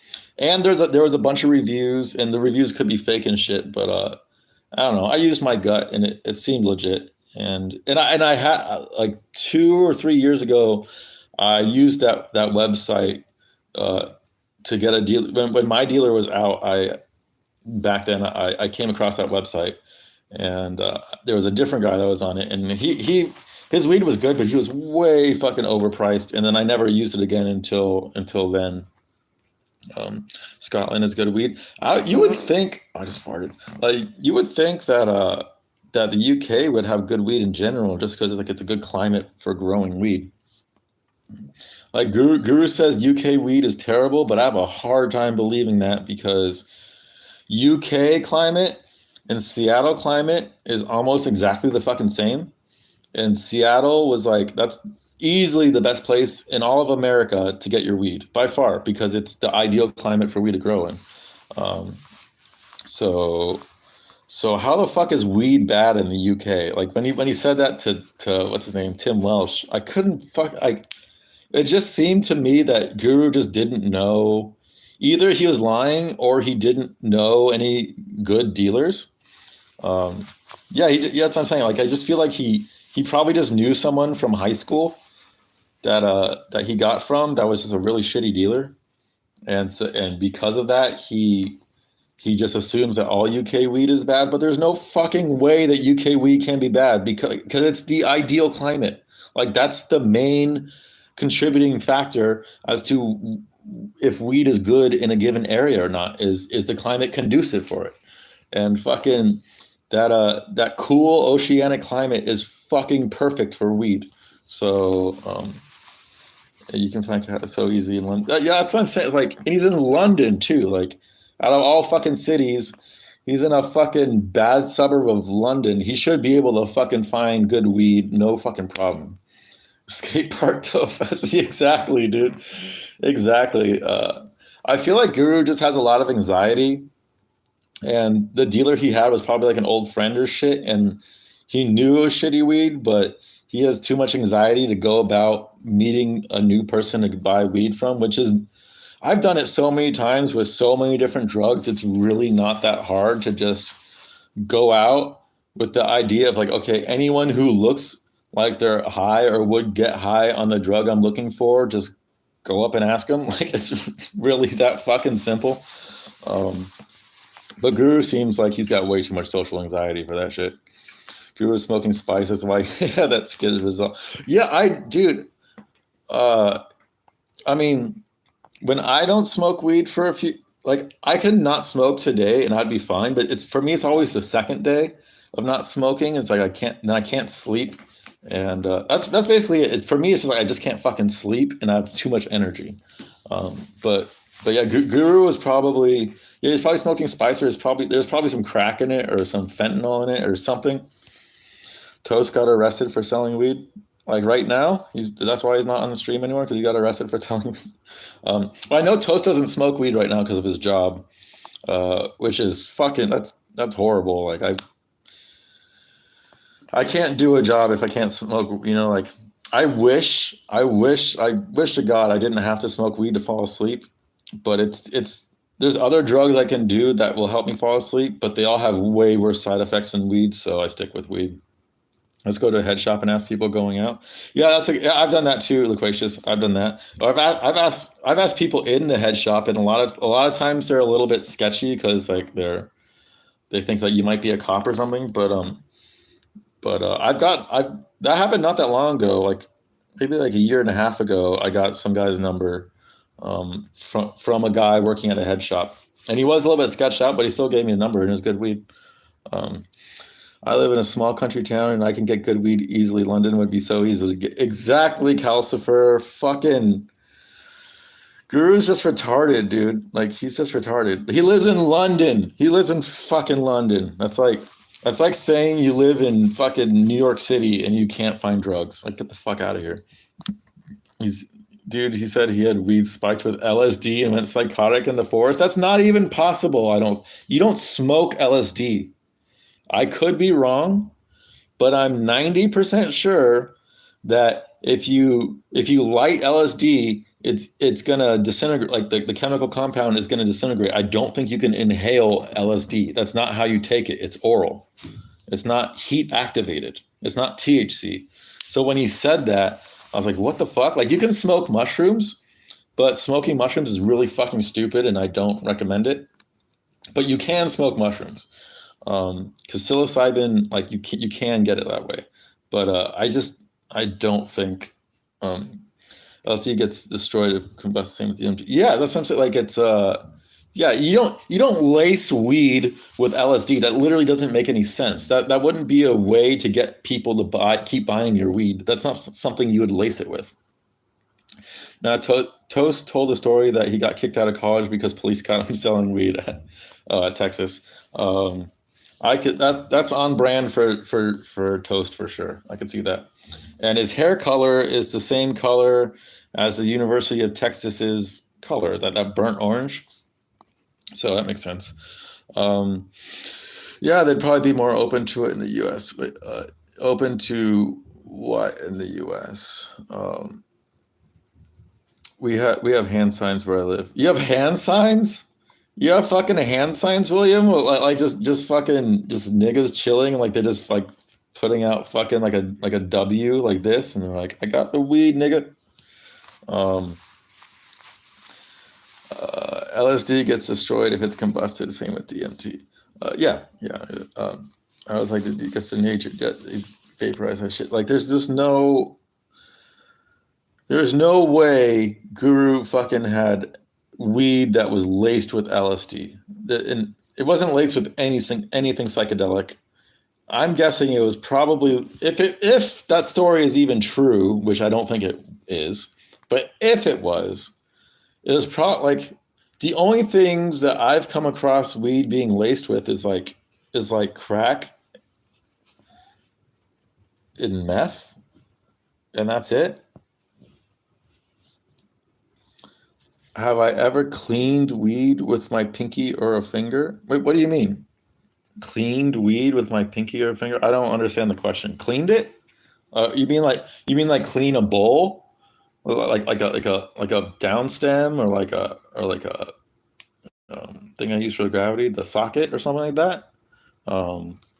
Because typically it doesn't really work, but I have sometimes. Um, have ever met the Clockwork Elves? I have no idea who the Clockwork Elves are. Um, William, have you seen Codeine Addiction? Codeine is so fucking weak, dude. It's laced with Jenkin. What's up, Rigo? How's it going, buddy? Um, I keep telling everyone this in Jerusalem, and I will swear by this. the best high you can possibly get is not it's gotta be Chrissy J's Jenkum. Because she doesn't just use her poop and her pee. She does use her poop and her pee. It's Jenkum, but she also gets the inside of her cunt. She gets her smeg meth that has the meth metabolites in there, and she puts that in there as well. And you let that fucking soak up, fucking bubble up and cook for like a week or whatever it is, and then you do it. I swear to God, it's the best fucking high, dude. Like there's a lot of good things that Chrissy J is good for, but her Jenkum is like that's the best thing. Use that method as a hand signal to buy it. Um, that's kind of sketchy, no? Like you can't like a hand signal. So literally, William. So literally every time you buy drugs, you have to throw up a hand sign. Like even if you know the guy, I'm kind of confused. Like what? Big ups, Rigo. Big ups. My favorite Canadian. I love Chrissy J's poop. I wouldn't go that far to say I love her poop, but I love the drug that is synthesized from Chrissy J's poop. If you love Chrissy J's poop, you might be True Geordie. Yeah, I have look, most of the people that have a codeine addiction were codeine is the weakest fucking opiate. I don't even understand how you can be addicted to it because once you do any other opiate, you're not even gonna feel codeine. Like that's kind of weird to me.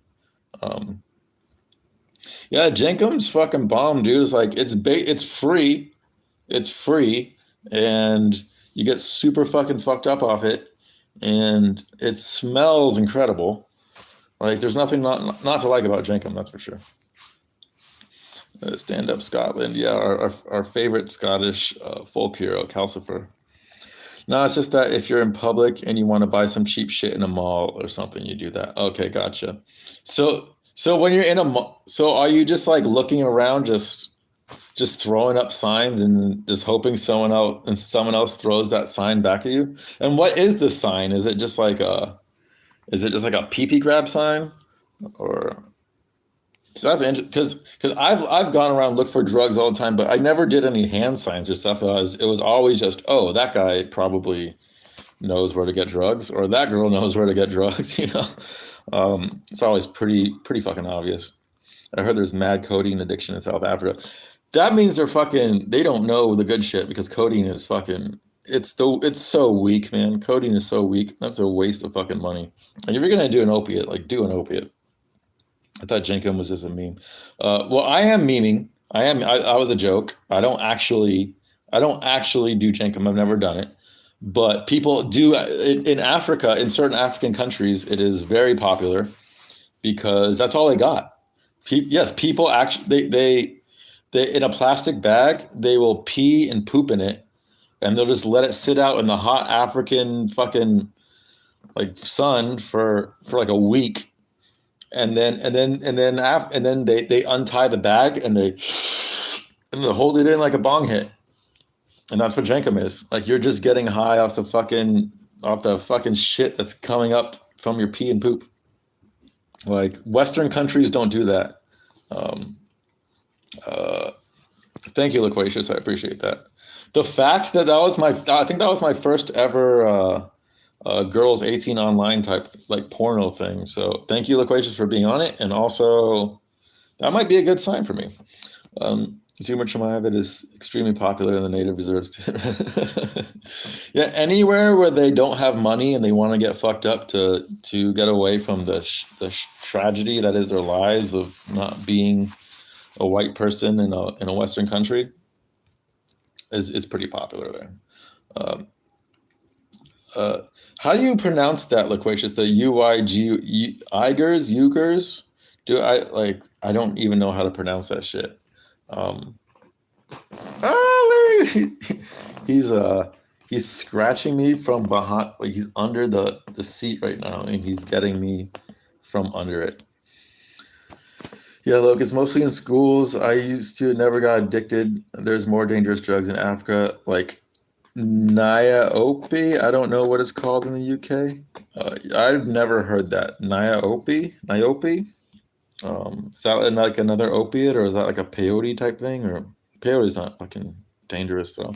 Um, they must have the best immune systems from inhaling fermented poop. No, I just think they don't give a fuck, dude. I think their lives are so shitty. They're like, well, fuck it, might as well inhale my own fermented poop.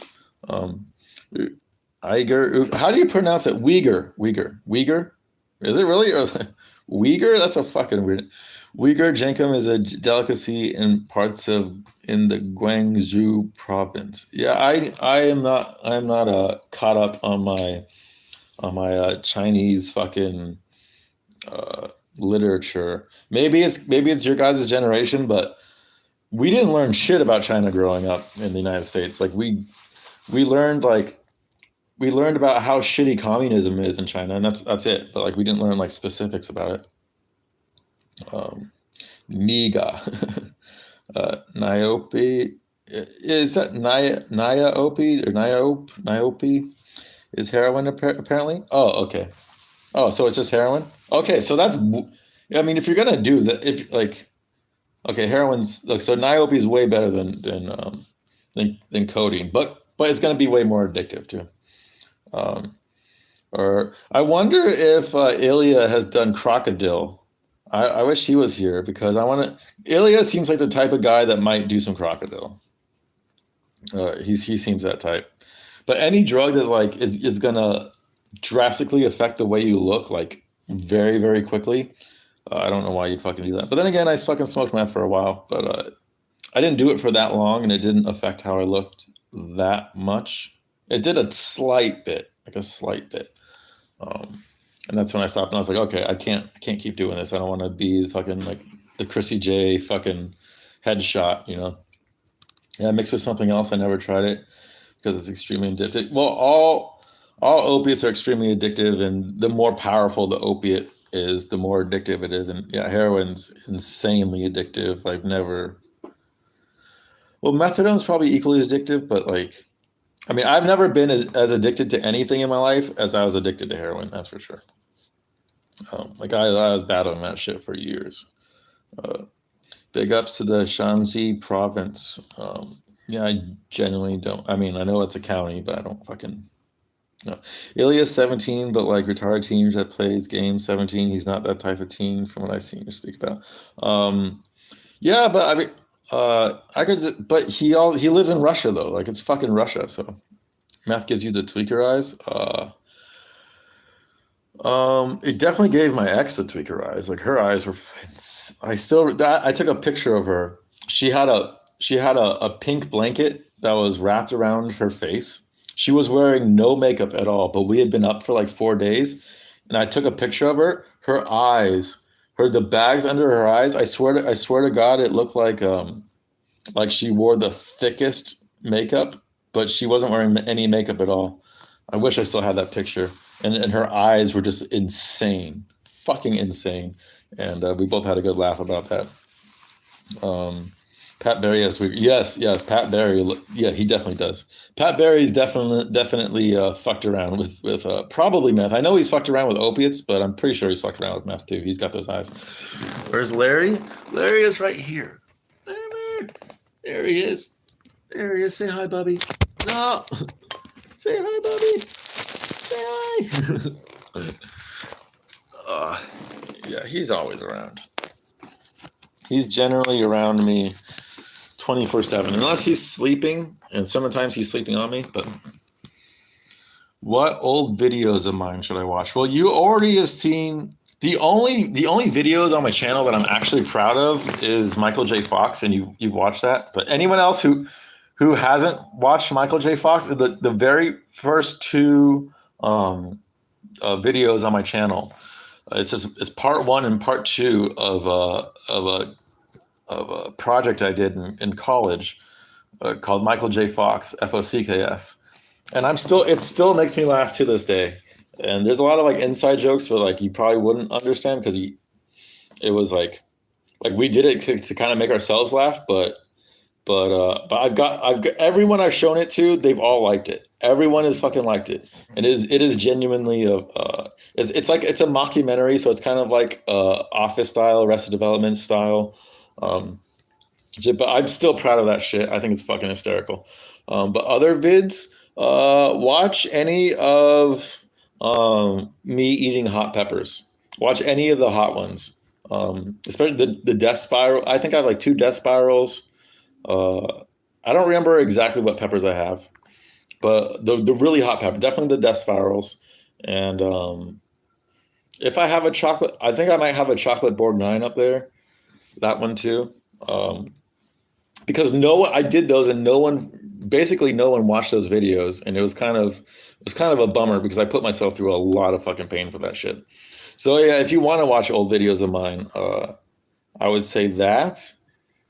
Um, I don't think I have anything else that's really interesting. Uh, I think most of my videos are those too. It's like my old pepper eating shit. But Michael J. Fox is like that's the video I'm still proud of to this day, and I should get in touch with the editor. I should. The tastiest pepper I've had. Hmm. Death spirals are actually really fucking good. They also kind of bubblegum. A lot of super hots, they have the most unique flavors that they're really hard to describe, but the flavor profiles are so unique and like specific to super hots, and a lot of them taste really good. Like scorpions are fucking delicious, and death spirals are fucking delicious. And actually, I really like chocolate habaneros too. Those are good. Um, but the tastiest one, I would oh, daddle peppers are really really good. I have a couple daddle pepper videos on there, but those aren't that hot. Those are like maybe a little bit less hot than a habanero. Still hot, but nothing crazy. Would I compete in a Jerusalem MMA or kickboxing event? Well, I only box, so in a boxing event, yes, and only if I get my teeth. Like I haven't been able to spar in 4 months, so um, if I ever get my stupid fucking tooth fixed and be able to spar again, I mean I want to compete. Like I genuinely want to compete. Six silver is Bob in kickboxing, dude. I would fuck him up. Like that guy is such a soy piece of shit. Like I genuinely wouldn't want to fight him because I just get the feeling that it wouldn't be a fair fight. Or Chemp. Yeah, dude, I'll take on. I feel like Chemp's a fat mother. There was a while ago he posted pictures that were allegedly him. It was just like some fit guy. It was like his torso, and I just got the strongest feeling that was not Chemp. Like when I picture Chemp, I picture like an outer shape, angry fucking. I feel like he's like a less fat version of Guru looks wise. Um, like there's no way that dude's in shape. Like he's got serious alcohol issues. Like you don't get in shape like that level of in shape by drinking alcohol that much. I just checked out some of your hair used to be sold. Yeah, for the vast majority of my entire life, I had long hair. I shaved it all off completely like a year and a half ago.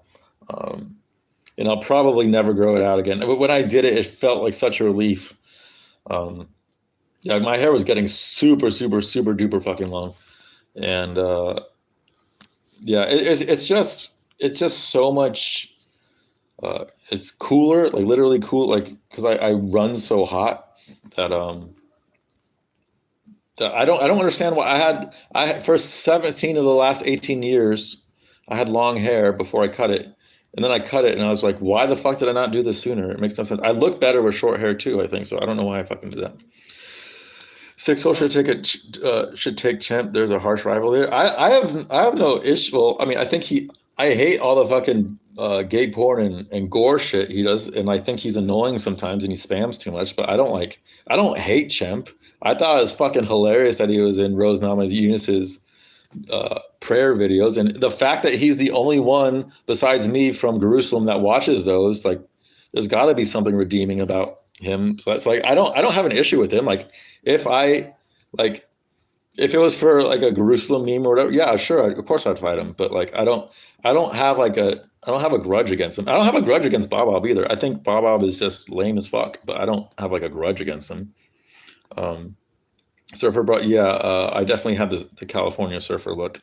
Still probably do with this stupid hair. Um, the thing is, everyone wants to beat up Bob, so I don't know how the event will work. Well, that's the thing. I don't want to beat him up because I feel like his life is so fucking shitty. I don't, I don't, like I said, I don't feel like it would be a competitive fight, and I don't feel like he would sign up for it. And he's just, his takes are so soy, and some of the things he's said in Discord before, it just made me feel sorry for him. Like I don't want to beat people up. I feel sorry for. I would rear naked choke that Guru lad within 1 round. Wait, that Guru lad? Are you talking about the act like Guru, or are you talking about that Guru lad, the guy with the YouTube channel named that Guru lad? Is that Guru lad in the server? I don't know, man. Like that Guru lad, Jewish Nightmare. There's another one too, where it seems like you would think they would be in the Discord, but I'm not sure. I thought Chemp was close to the same age as Nubby. Nubby, he types like that's what I'm thinking. Chemp is like a 15-year-old, like fat, angry alcoholic from the UK. At first, I thought he was from Germany, but no, I'm pretty sure he's from the UK, and he's around Ilya's age. They get along well. That's true. I think he's younger than Ilya, if I'm not mistaken. But yeah, they definitely they're definitely playmates. That Guru lad definitely has soy ligaments. Facts, loquacious seems easy to throw around. YouTube channel. Okay, gotcha. Yeah, so I don't know if he's in the server or not. Like some people are secretive about their names. I don't know why. Like you would think you would want to be recognized, but like odds are he's in the server and like he just doesn't type much, or he does and we just don't know who he is. Wait, listen. That was a good one. Well, it wasn't a great one, but it was like a Loquacious is a big man. Loquacious is probably I would bet Loquacious is easily the biggest person in this chat right now. He's a fucking middleweight. He's 6'2", 200 pounds. Like Jesus. Yeah, Loquacious looks like how I imagine Wings of Juru looks like. Whenever I imagine Wings of Wheelchair Juru, I always imagine him having the what's it called, the chin strap, and having that color, like almost exactly how I always picture Juru is how Loquacious actually looks like. And for you guys that don't know, Loquacious is a profile picture like that you see. That's not actually Loquacious. He's not a fucking weird looking Arab. That's not Loquacious. Chemp is 19. I'm 17. I have a hard time believing Chemp is 19. He does not talk like it. Yeah, how do you know Chemp is 19, Ilya? Because he told you? Like, has he given proof, or is he just saying that shit? Like, you guys are playing fucking Minecraft and Roblox and shit. Like, I feel like you guys are pretty young. Gracious is the biggest Giga Chat in Jerusalem. Yeah, there's another, someone else is big too. I don't remember who, or allegedly, like they say it, but I believe them. I only found out Musical's name on the weekend. Wait, what? Wait, this entire time you didn't know that Musical was Wheelchair Deluxe? You didn't know that? You've been in the Discord for like, I feel like as long as I have, if not longer. Wait, Loquacious Pro? No, it's not. No, yeah, that's the great thing about that's a great. It's a Champ can't be 19. I'm 20, dude. He has the mind of a 16-year-old. Yeah, that's what I think. Like his mind, like if he's genuinely 19, I feel bad for him. I feel like he's 15 or 16. Oh, his actual name, Paul. Yeah, Paul Fitzgerald. I knew that because Jesse doxed him. That's how I found out. But then also when you look up Mr. Boston, that's his band name, or that's the name, that's the moniker he performs under, Bostin. If you just typed it out into YouTube, it'll say Mr. Boston and in parentheses Paul Fitzgerald. But yeah, I've known his name since he got doxxed. And I feel like His last name should be Fitziev because he looks like Fiziev. Um, how the fuck does Jesse dox people? He didn't do it himself. He doesn't know how to fucking do that shit, but he knows people that does. So he just called up one of his friends to say, "Hey, I need you to dox this guy," and then he doxed him.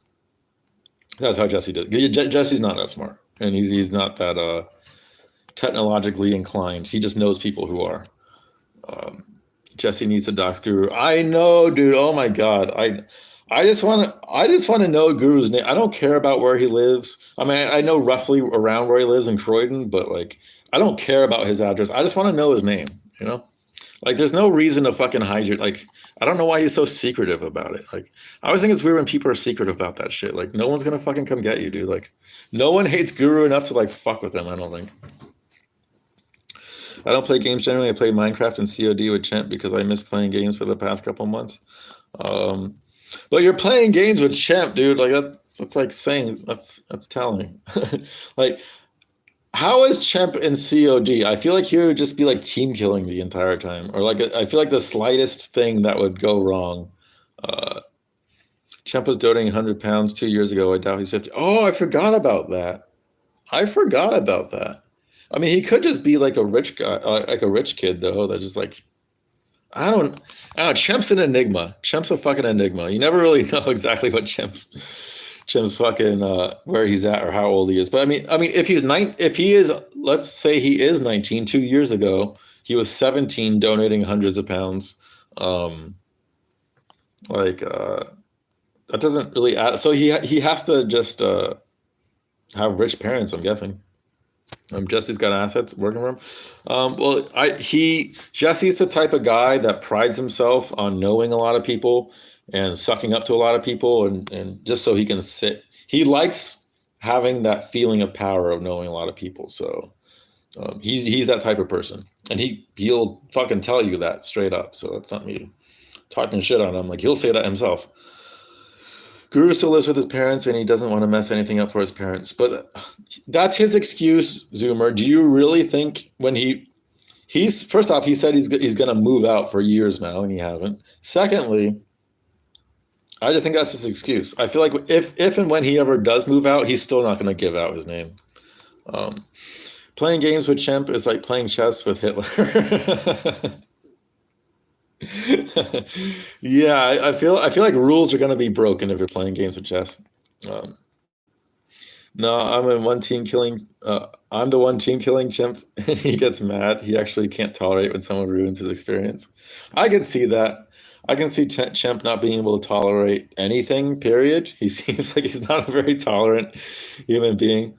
Um, if Drew makes a MC server, I will play for the band. Wait, what? That's too much. Minecraft server. Oh, okay, gotcha.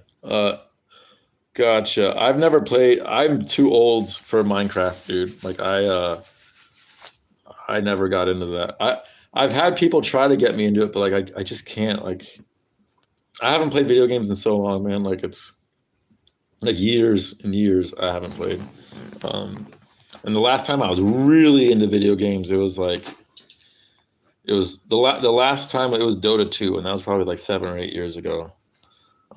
When I was living in Seattle, and I since then I've barely played any video games. It's just like I'm too old. I'm too old, and I haven't accomplished what I want to accomplish in life. So it's like it's hard for me to my brain to allow me to fully enjoy it, even though I can like watch MMA cards or stream for hours, and my brain will allow me to enjoy that. But something about the act of like having a controller in my hand or being on the keyboard, um, it doesn't. My brain just won't let me enjoy it anymore. I probably just did it too much as a kid. Champ plays Roblox to blast Mike and make kids cry. That makes sense. I could see him doing that. That might actually be funny to be a fly on the wall too. Like if he recorded shit like that and posted it up on YouTube, well, the YouTube would probably take it down, but posted it up somewhere. Um, that would be pretty funny. I don't think Guru ever goes outside. He only goes outside to go in the shed, like because the shed is not. It's connected to the house, but it's not. It's not like there isn't a door that leads from the shed inside the house, so he has to wheel himself outside the house to get inside the shed. But yeah, I think he goes out literally a couple times a year. Like he genuinely goes out a couple times a year. Shemp definitely rages on games for sure. Minecraft is timeless. It's 3D modeling for tarts. That's what I don't understand. Like I never got the point of Minecraft. It seems so pointless to me. But I'm probably just too old for that shit. I wonder what Guru would be like out in the real world from a stranger's perspective. Like if you just didn't know, you'd say like, who the fuck is that crippled ogre? Why does he smell like fucking old Yog and Pepsi? Uh, he's probably really fucking shy. I imagine just because he never goes out, he's probably really fucking shy, would be my guess. Too old for Mein Kampf? Yes, way too old for Mein Kampf, Shedderhead. That's a little bit before my time. Dude, Arnold Allen is so fucking autistic. It's hilarious, dude.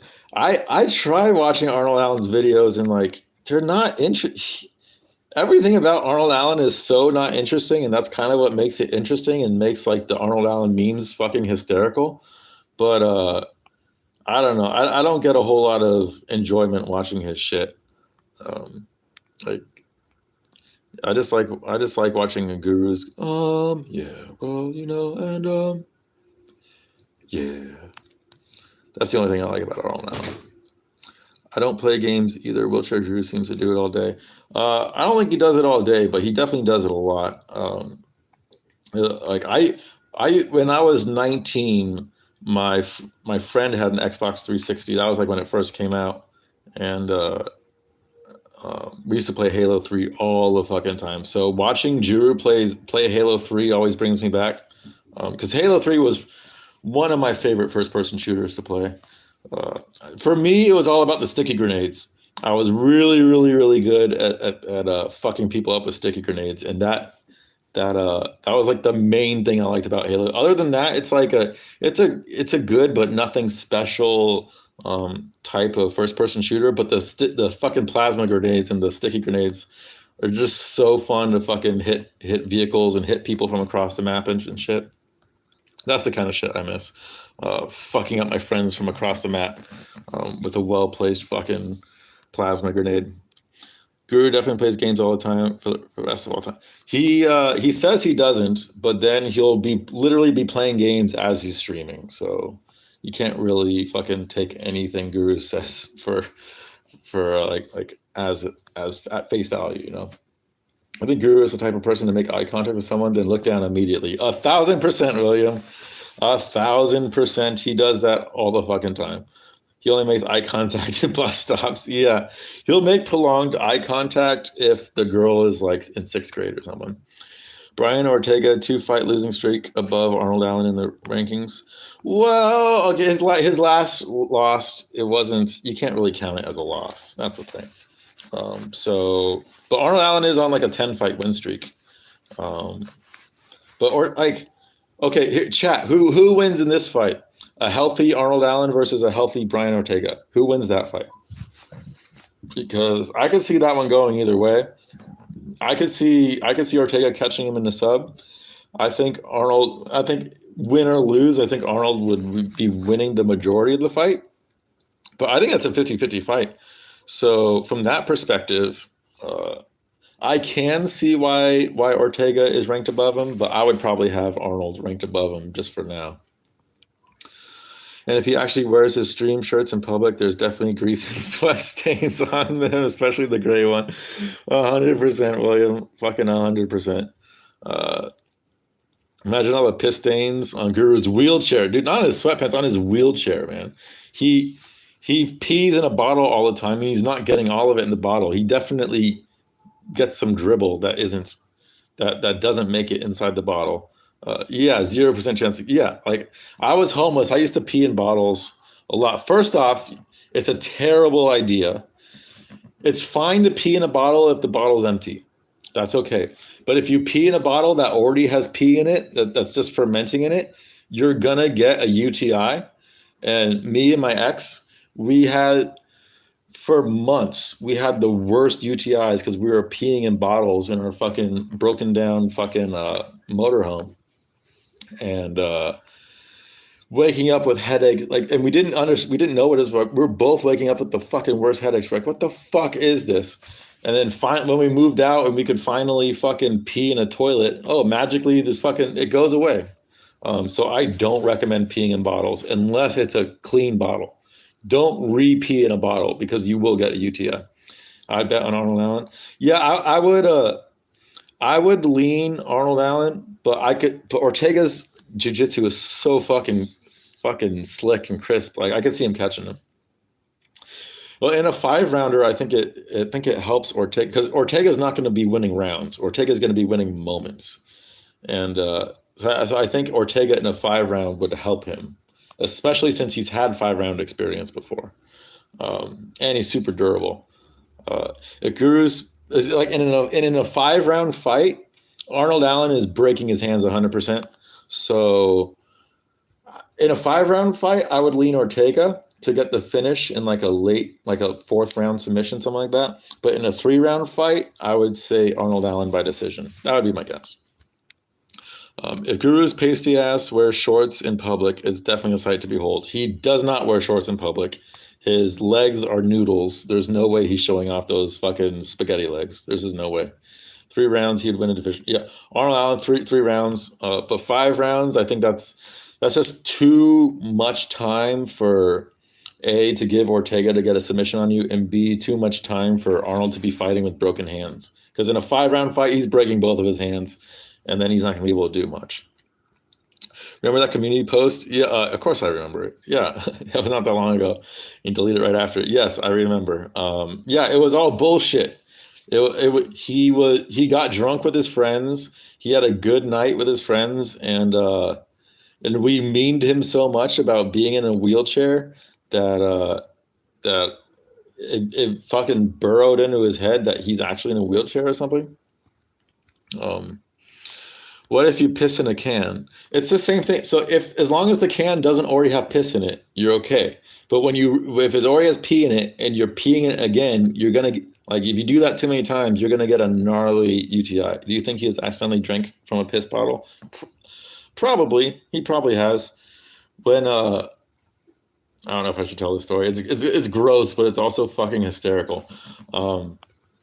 When me and my ex, when we were moving from California to Ohio, like right when we left, we were living in a broken down motorhome, and we had, no joke, we counted between the two of us, we had 100. It was between 100 and 110. I want to say it was like 107 fully full, like completely full, like gallon jugs and like in containers of pee,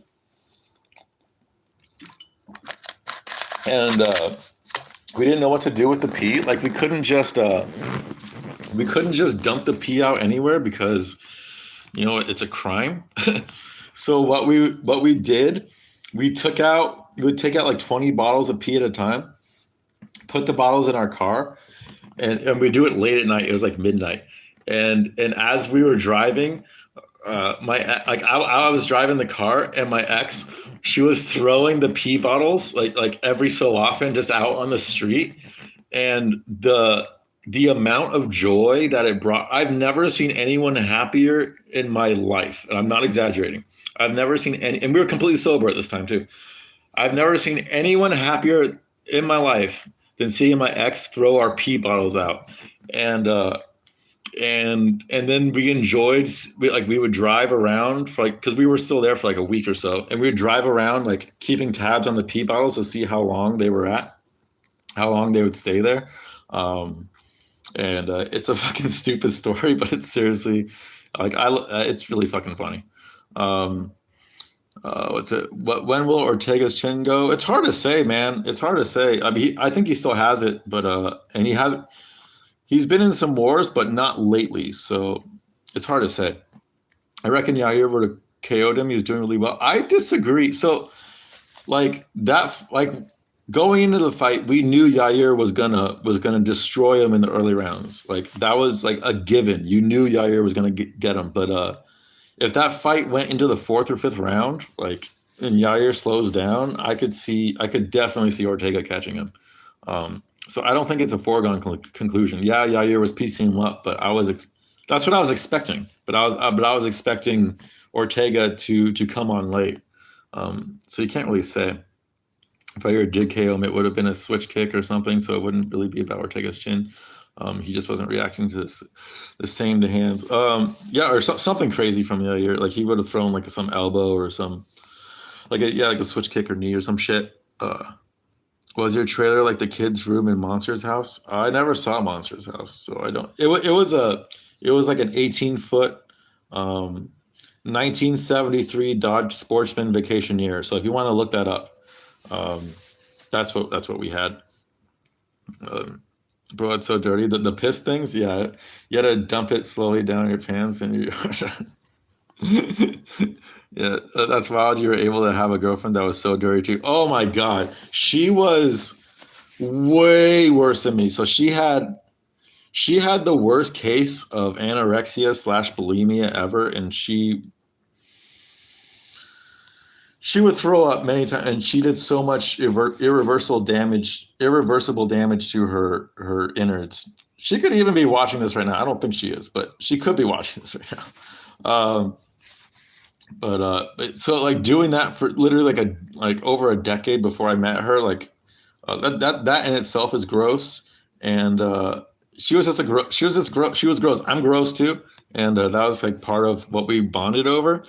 But yeah, the elation, the pure fucking what's his name, Davy Grant. I'm elated. The pure elation that she got from throwing our pee bottles out the window.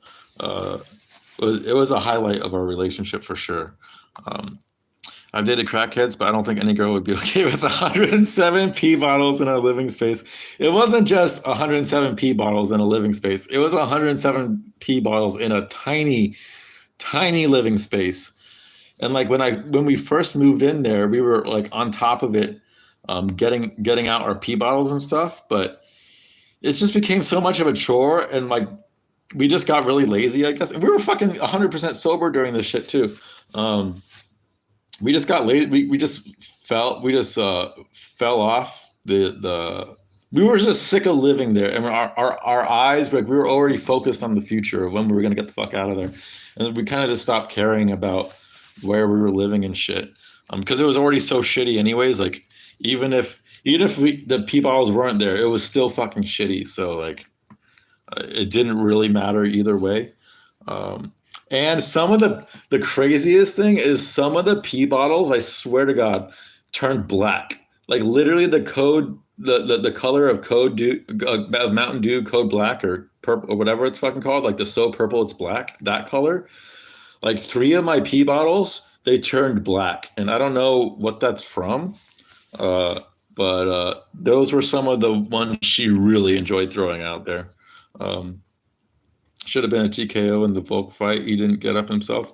Uh, oh, the Ortega fight. Yeah, yeah, I agree. They probably should have stopped it. Um, Dude, they should stop more fights, take points when fighters don't get up immediately when stand up. I agree. Yeah, like when the ref says stand up and the fighter's just sitting there, it's like, yeah, take a fucking point. Um, and if they do it again, then to stop the fight, because that's not cool. Imagine being the garbage man for Guru Street, and a bag rips and spills half closed diabetic piss jugs on you. Yeah, Guru owes a lot to his garbage man. Yeah, his colostomy bags. Speaking of pees, I gotta take a pee pee myself, so you guys are gonna hear a pee pee. And I'm gonna leave soon. I've already streamed a lot longer than I was planning, but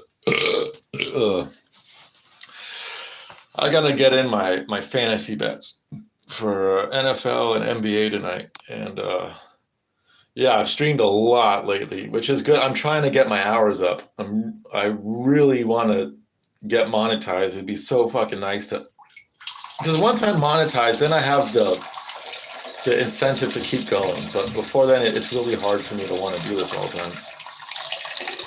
And I looked into what email said about the what's it called? The what's it called? I forgot the shit you said. Like linking my YouTube streams with other things, and it's like I can do that, but you guys would have to get all those like it would require you guys having to do more work too to donate to me as well. It's like I just don't like where I'm at right now. I just didn't see how I would make any money off doing that. It just seemed like a waste of time. But maybe it would be. I don't know. It's just dumb that you guys can't just fucking donate to me through YouTube. It makes no sense. Oh, Larry. All right. Puelas pissed me off. Oh my god, I wanted to murder Puelas, dude. I had him because I thought he was gonna. I swear to God, I had him at first round leg lock submission. That's what I envisioned, and it almost happened. But then he just gave up when he realized it wasn't gonna happen. He got hurt to the body and sank down hooker and ref signal up and just sat there for 3 seconds, stood up very slowly. I know, yeah. I don't know why the ref didn't either A, just stop the fight right then or take a point. But yeah, that was really lame. Puelas just gave up, dude. I don't understand how you can be a mixed martial artist and be that good at submissions and not know how to even attempt to get a takedown or even attempt to clinch him. Or he was just going for like random Ivanari rolls and weird shit. Like that shit's only gonna work once. Like you're not gonna be able to like you need more options than just that if you're gonna be a high level mixed martial artist. And I know he's young and he's gonna get better, but he's got that Dahmer apartment. I do, William. I do. How'd I end up in Cleveland? So I was homeless with my ex for like almost an entire year in North County, San Diego, and my dad died, and I got a big lump of money, and I wanted to move to a place where he would go a lot farther than California. So piss rating, it was like a 6, maybe 6.5. Yeah, Larry's in the bath. He's not even here, and you can hear him. But anyway, so I got a lump of money, and I wanted to move to Oregon. Well, no, the first place I wanted to move was Alaska, but then I looked at Alaska and I was like, oh shit, that shit's fucking expensive as fuck. So not moving to Alaska. And then Oregon was the next place I wanted to move to, but we couldn't move to Oregon because my girlfriend was a hairdresser, and the requirements for Oregon, like basically she would have had to go back to beauty school if we moved to Oregon. So there were certain states where you couldn't move to because the requirement, the beauty school hour requirements were higher. And Oregon's like the highest in the country for some reason, which makes no sense why it'd be higher than California. But it is. So then I was like, all right, well, how about Ohio? I had visited Ohio when I was 16 to go to Cedar Point in Sandusky, which is like less than an hour away west of here on Lake Erie. And I thought, literally, I just thought, oh, it'd be cool to take Stephanie there. Like that was literally my thought. I was like, I know Ohio's cheap. I know I liked the climate. I knew I wanted to live somewhere that has a winter. And I just wanted to take her there. So we looked for apartments in the Sandusky area, all from Toledo to Cleveland and anywhere in between. We looked for apartments, and this apartment was the first place that accepted us.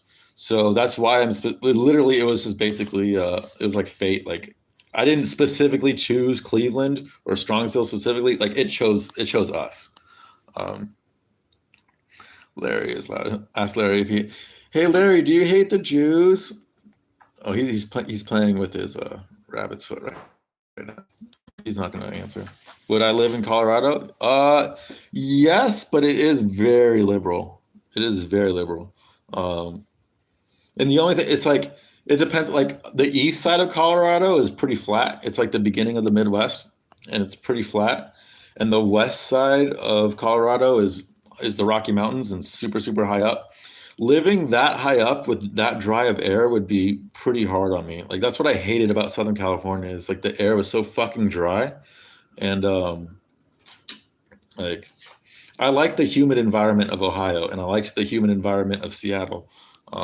It's way better for my hair and skin and just my overall like happiness level. So I don't know if I would live in a Colorado or not. Like maybe, like probably, but I wouldn't like the dryness.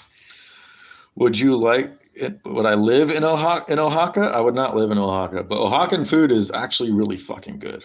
Um, would I live in Culiacan? I don't even know. I've literally never heard that place in my life, and I feel like I'm autistic when it comes to geography. I've never heard of that place in my life. Colorado is my favorite state. Um, I've never been to we wanted to drive. We wanted to drive through Colorado when we moved here. We drove from San Diego to Cleveland, and we were gonna go up through Las Vegas and through Utah and through Colorado and go the northern route. But the fucking day we left, and it was end of May. It was like late May, like May 20 something, and there was a giant fucking crazy fucking blizzard in Colorado, like a freak blizzard, and we didn't want to drive through it, so we ended up going the southern route instead through Arizona, New Mexico, and Texas, and Oklahoma, and then working our way up. So I wasn't able to visit, even though I really wanted to. What's the worst place you ever stayed at, excluding when you were homeless? It was in Seattle. I was living actually technically it was right north of the border of Seattle, so it was in Shoreline technically. But it was when I first moved there, it wasn't great, but it was fine. It was just three other guys, and even though I didn't like two of them, um, like it wasn't cramped. It was like a decently sized house, and it was fine. But then, literally within a few months of moving there, it went from four people. Like the only guy I liked, he moved like a week after I moved in, so that was terrible. And then more and more people kept moving in, and I swear to God, I think there was like 13 or 15 people living in like not a very big house. And the owner, he was a fucking piece of shit, and he would literally makeshift rooms. The room I was in was a makeshift room, and he would just like you would like take the living room and just like turn it into two rooms and shit. He was just trying to make as much money as possible, um, illegally, by the way. And I didn't know any other shit was gonna happen when I moved in, and it was just a terrible fucking living situation. And that's how I got addicted to heroin up in Seattle, because I was off it for a while when I first moved up there, and the situation, it was so fucking terrible. And there was the dumbest faggot tweaker fucking ever living right above me, and like all night he would just be banging on shit right above me, and the house was like 100 years old, um, and I would have like two pairs of headphones on, and I could still hear his shit, and then you like go up and like tell him to fucking stop, and he would like. It was the fucking worst place fucking ever, man. Um, uh, and it was a very pro fucking LGBTQ place too. So like, there's a lot of like out of here about a bunch of their fucking stupid nonsense shit. Like, I fucking hated it, man. I only lived there for like almost like 5 months, and I got out. But it was I literally whenever I went in that house, I would go in my room, lock the door, and I would never fucking leave the house. I would pee in pee bottles, because if I left my room to go pee, there was a good chance that someone would stop me and start talking to me about some stupid shit I didn't want to talk about. So I would just lock myself in my room, and do heroin, and it was a nightmare. It was a fucking nightmare. I had to live with the black ones in uni. It was awful. We actually didn't have any. There were no blacks in that house, but it was a bunch of drug addicts, and it was a bunch of us retards. 5 months is a long time to be in a place like that. Yeah, well, the first month wasn't that bad. The first, like it was just four of us. Like it was three people living there, and I joined in, and I was like, all right, these people aren't the greatest, but like at least I have some space, and like basically a bathroom to myself, and like fridge space to myself. But like, it's like he was just fucking inviting more and more people, and yeah, it was insane. Thoughts on Hamzat's trash talk? It's Basically non-existent. He just says he'll kill it. I'll kill everybody, brother. I smash everybody. And like when most people say it, like they're lying, but he's not lying. He genuinely will smash everybody. Like he believes it. So like I don't think his trash talk is like good or intricate or funny or interesting, but it's effective because he 100% believes it. You know, like he does back up what he says, and he's 100% like he's not playing a character that literally is who he is. And because of that, it makes him an interesting character and it makes him intimidating, I would imagine, for a lot of people, especially for like, imagine fucking Izzy or Pereira fighting Hamzat, dude. They would get murdered. Fucking murdered. They would have zero, like Pereira would have like an outside chance, like a 1 in 20, 1 in 30 chance of catching him with a left hook. But Izzy would have a 0% chance of beating Hamzat. They would just get fucking ragdolled, dude. Like they would be able to do nothing against him. I lived with two blacks in Atlanta, and they would always bring dozens of their chimps over and cramp them into a 4-bedroom apartment in a hotbox of place. Do you live in Atlanta, Zoomer? Do you live in Atlanta? Because if you do, I'm sorry, because Atlanta is mostly black. Atlanta black people don't even speak English. Their Ebonic dialect is so thick. Okay, same here. East Side Clevelanders, I can barely understand what the fuck they're saying, dude. I genuinely don't. They know what I'm saying, but I have no fucking idea what they're saying. Exactly, bro. I'd wake up to random monkeys just sleeping on my sofa. Oh god, that's fucking terrible, dude. They're smelling up your sofa, and that must be like living in the zoo. Exactly, loquacious. I've never had to live with a darkie, ever. I'm trying to think if that's an accurate statement. I'm pretty sure that's an accurate statement. So that's one thing I've lucked out on in my life. It's mostly just whiteys I've lived with. Bro, my whole country is a zoo. Yeah, William. Yeah, William, your entire continent that you live on, the entire massive fucking continent that you live on, is one giant zoo. And we like apartheid was like it worked, man. You know what I mean? Like it fucking worked. It reminded me of when I fell into the Brooklyn chimpanzee enclosure as a child. They all wear do-rags too. Yep, true. Yeah, William lives in South Africa, Rico. They thought it was so weird that I put ketchup on my eggs, and they called it a white person thing and said black people put jelly on their eggs. What?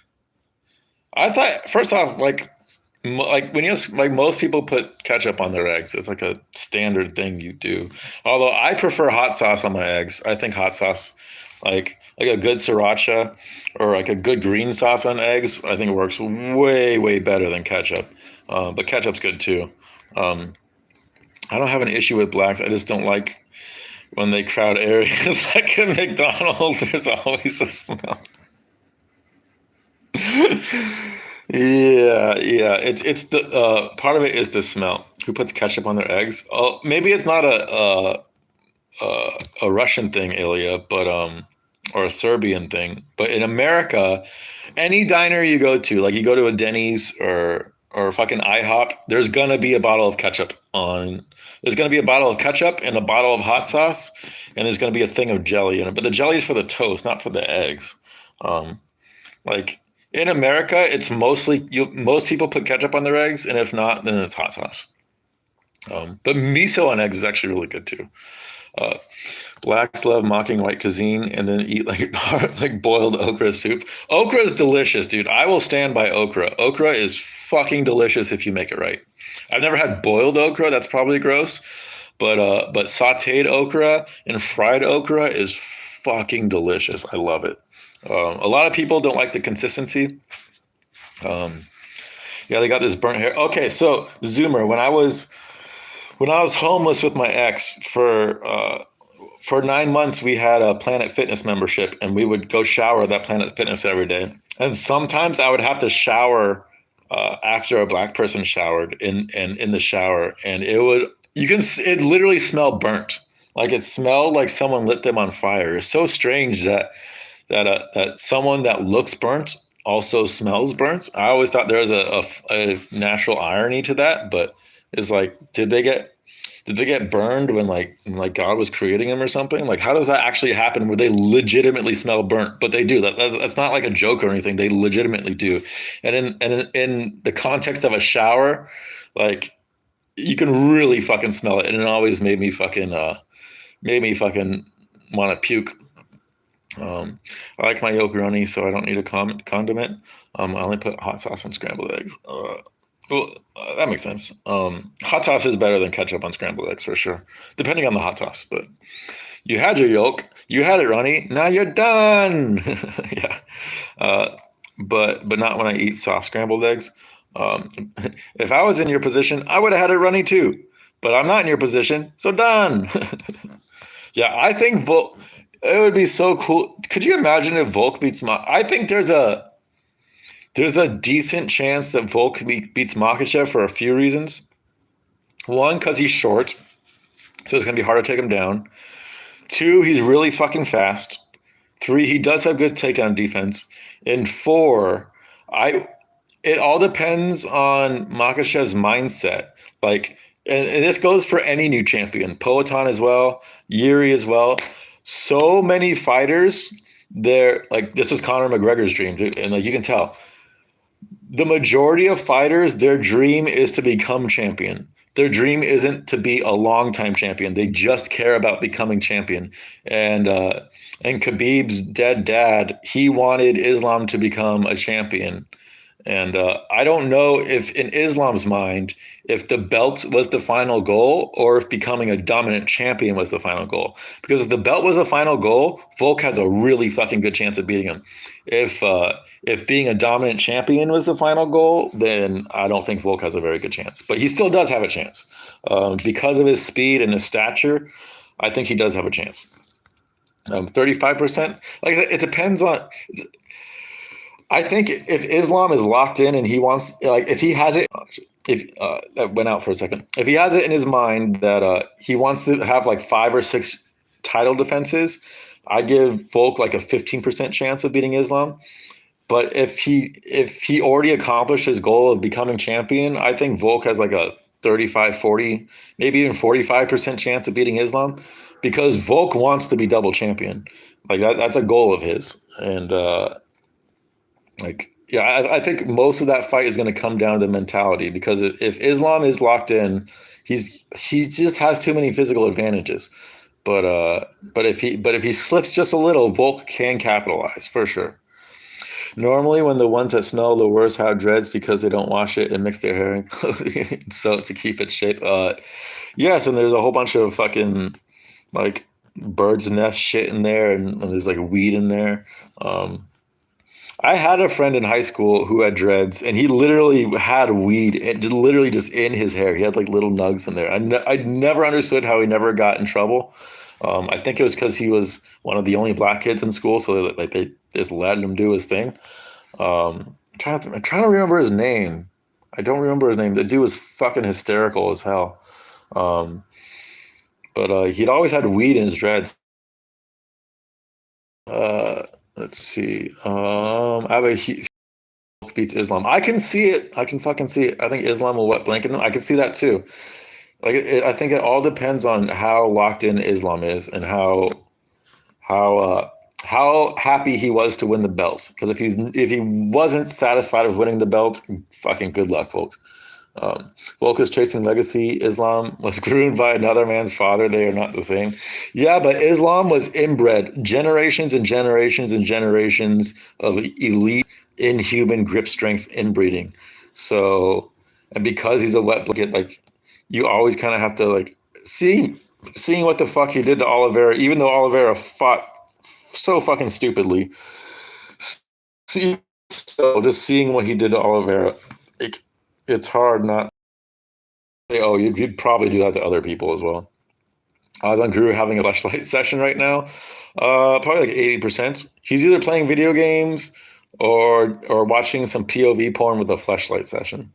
I feel like the last time he claimed he had sex, which allegedly was at the beginning of the year, he just borrowed his friend's flashlight and borrowed his friend's like virtual reality thing and just said he had sex because it was a sex-like experience.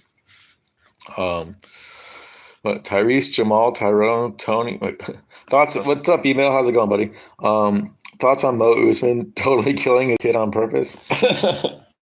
Definitely didn't do it on purpose, but it was funny. Hysterical. To be honest, I love the Mo Usman arc. Just the fact that he will never live that down brings me such joy.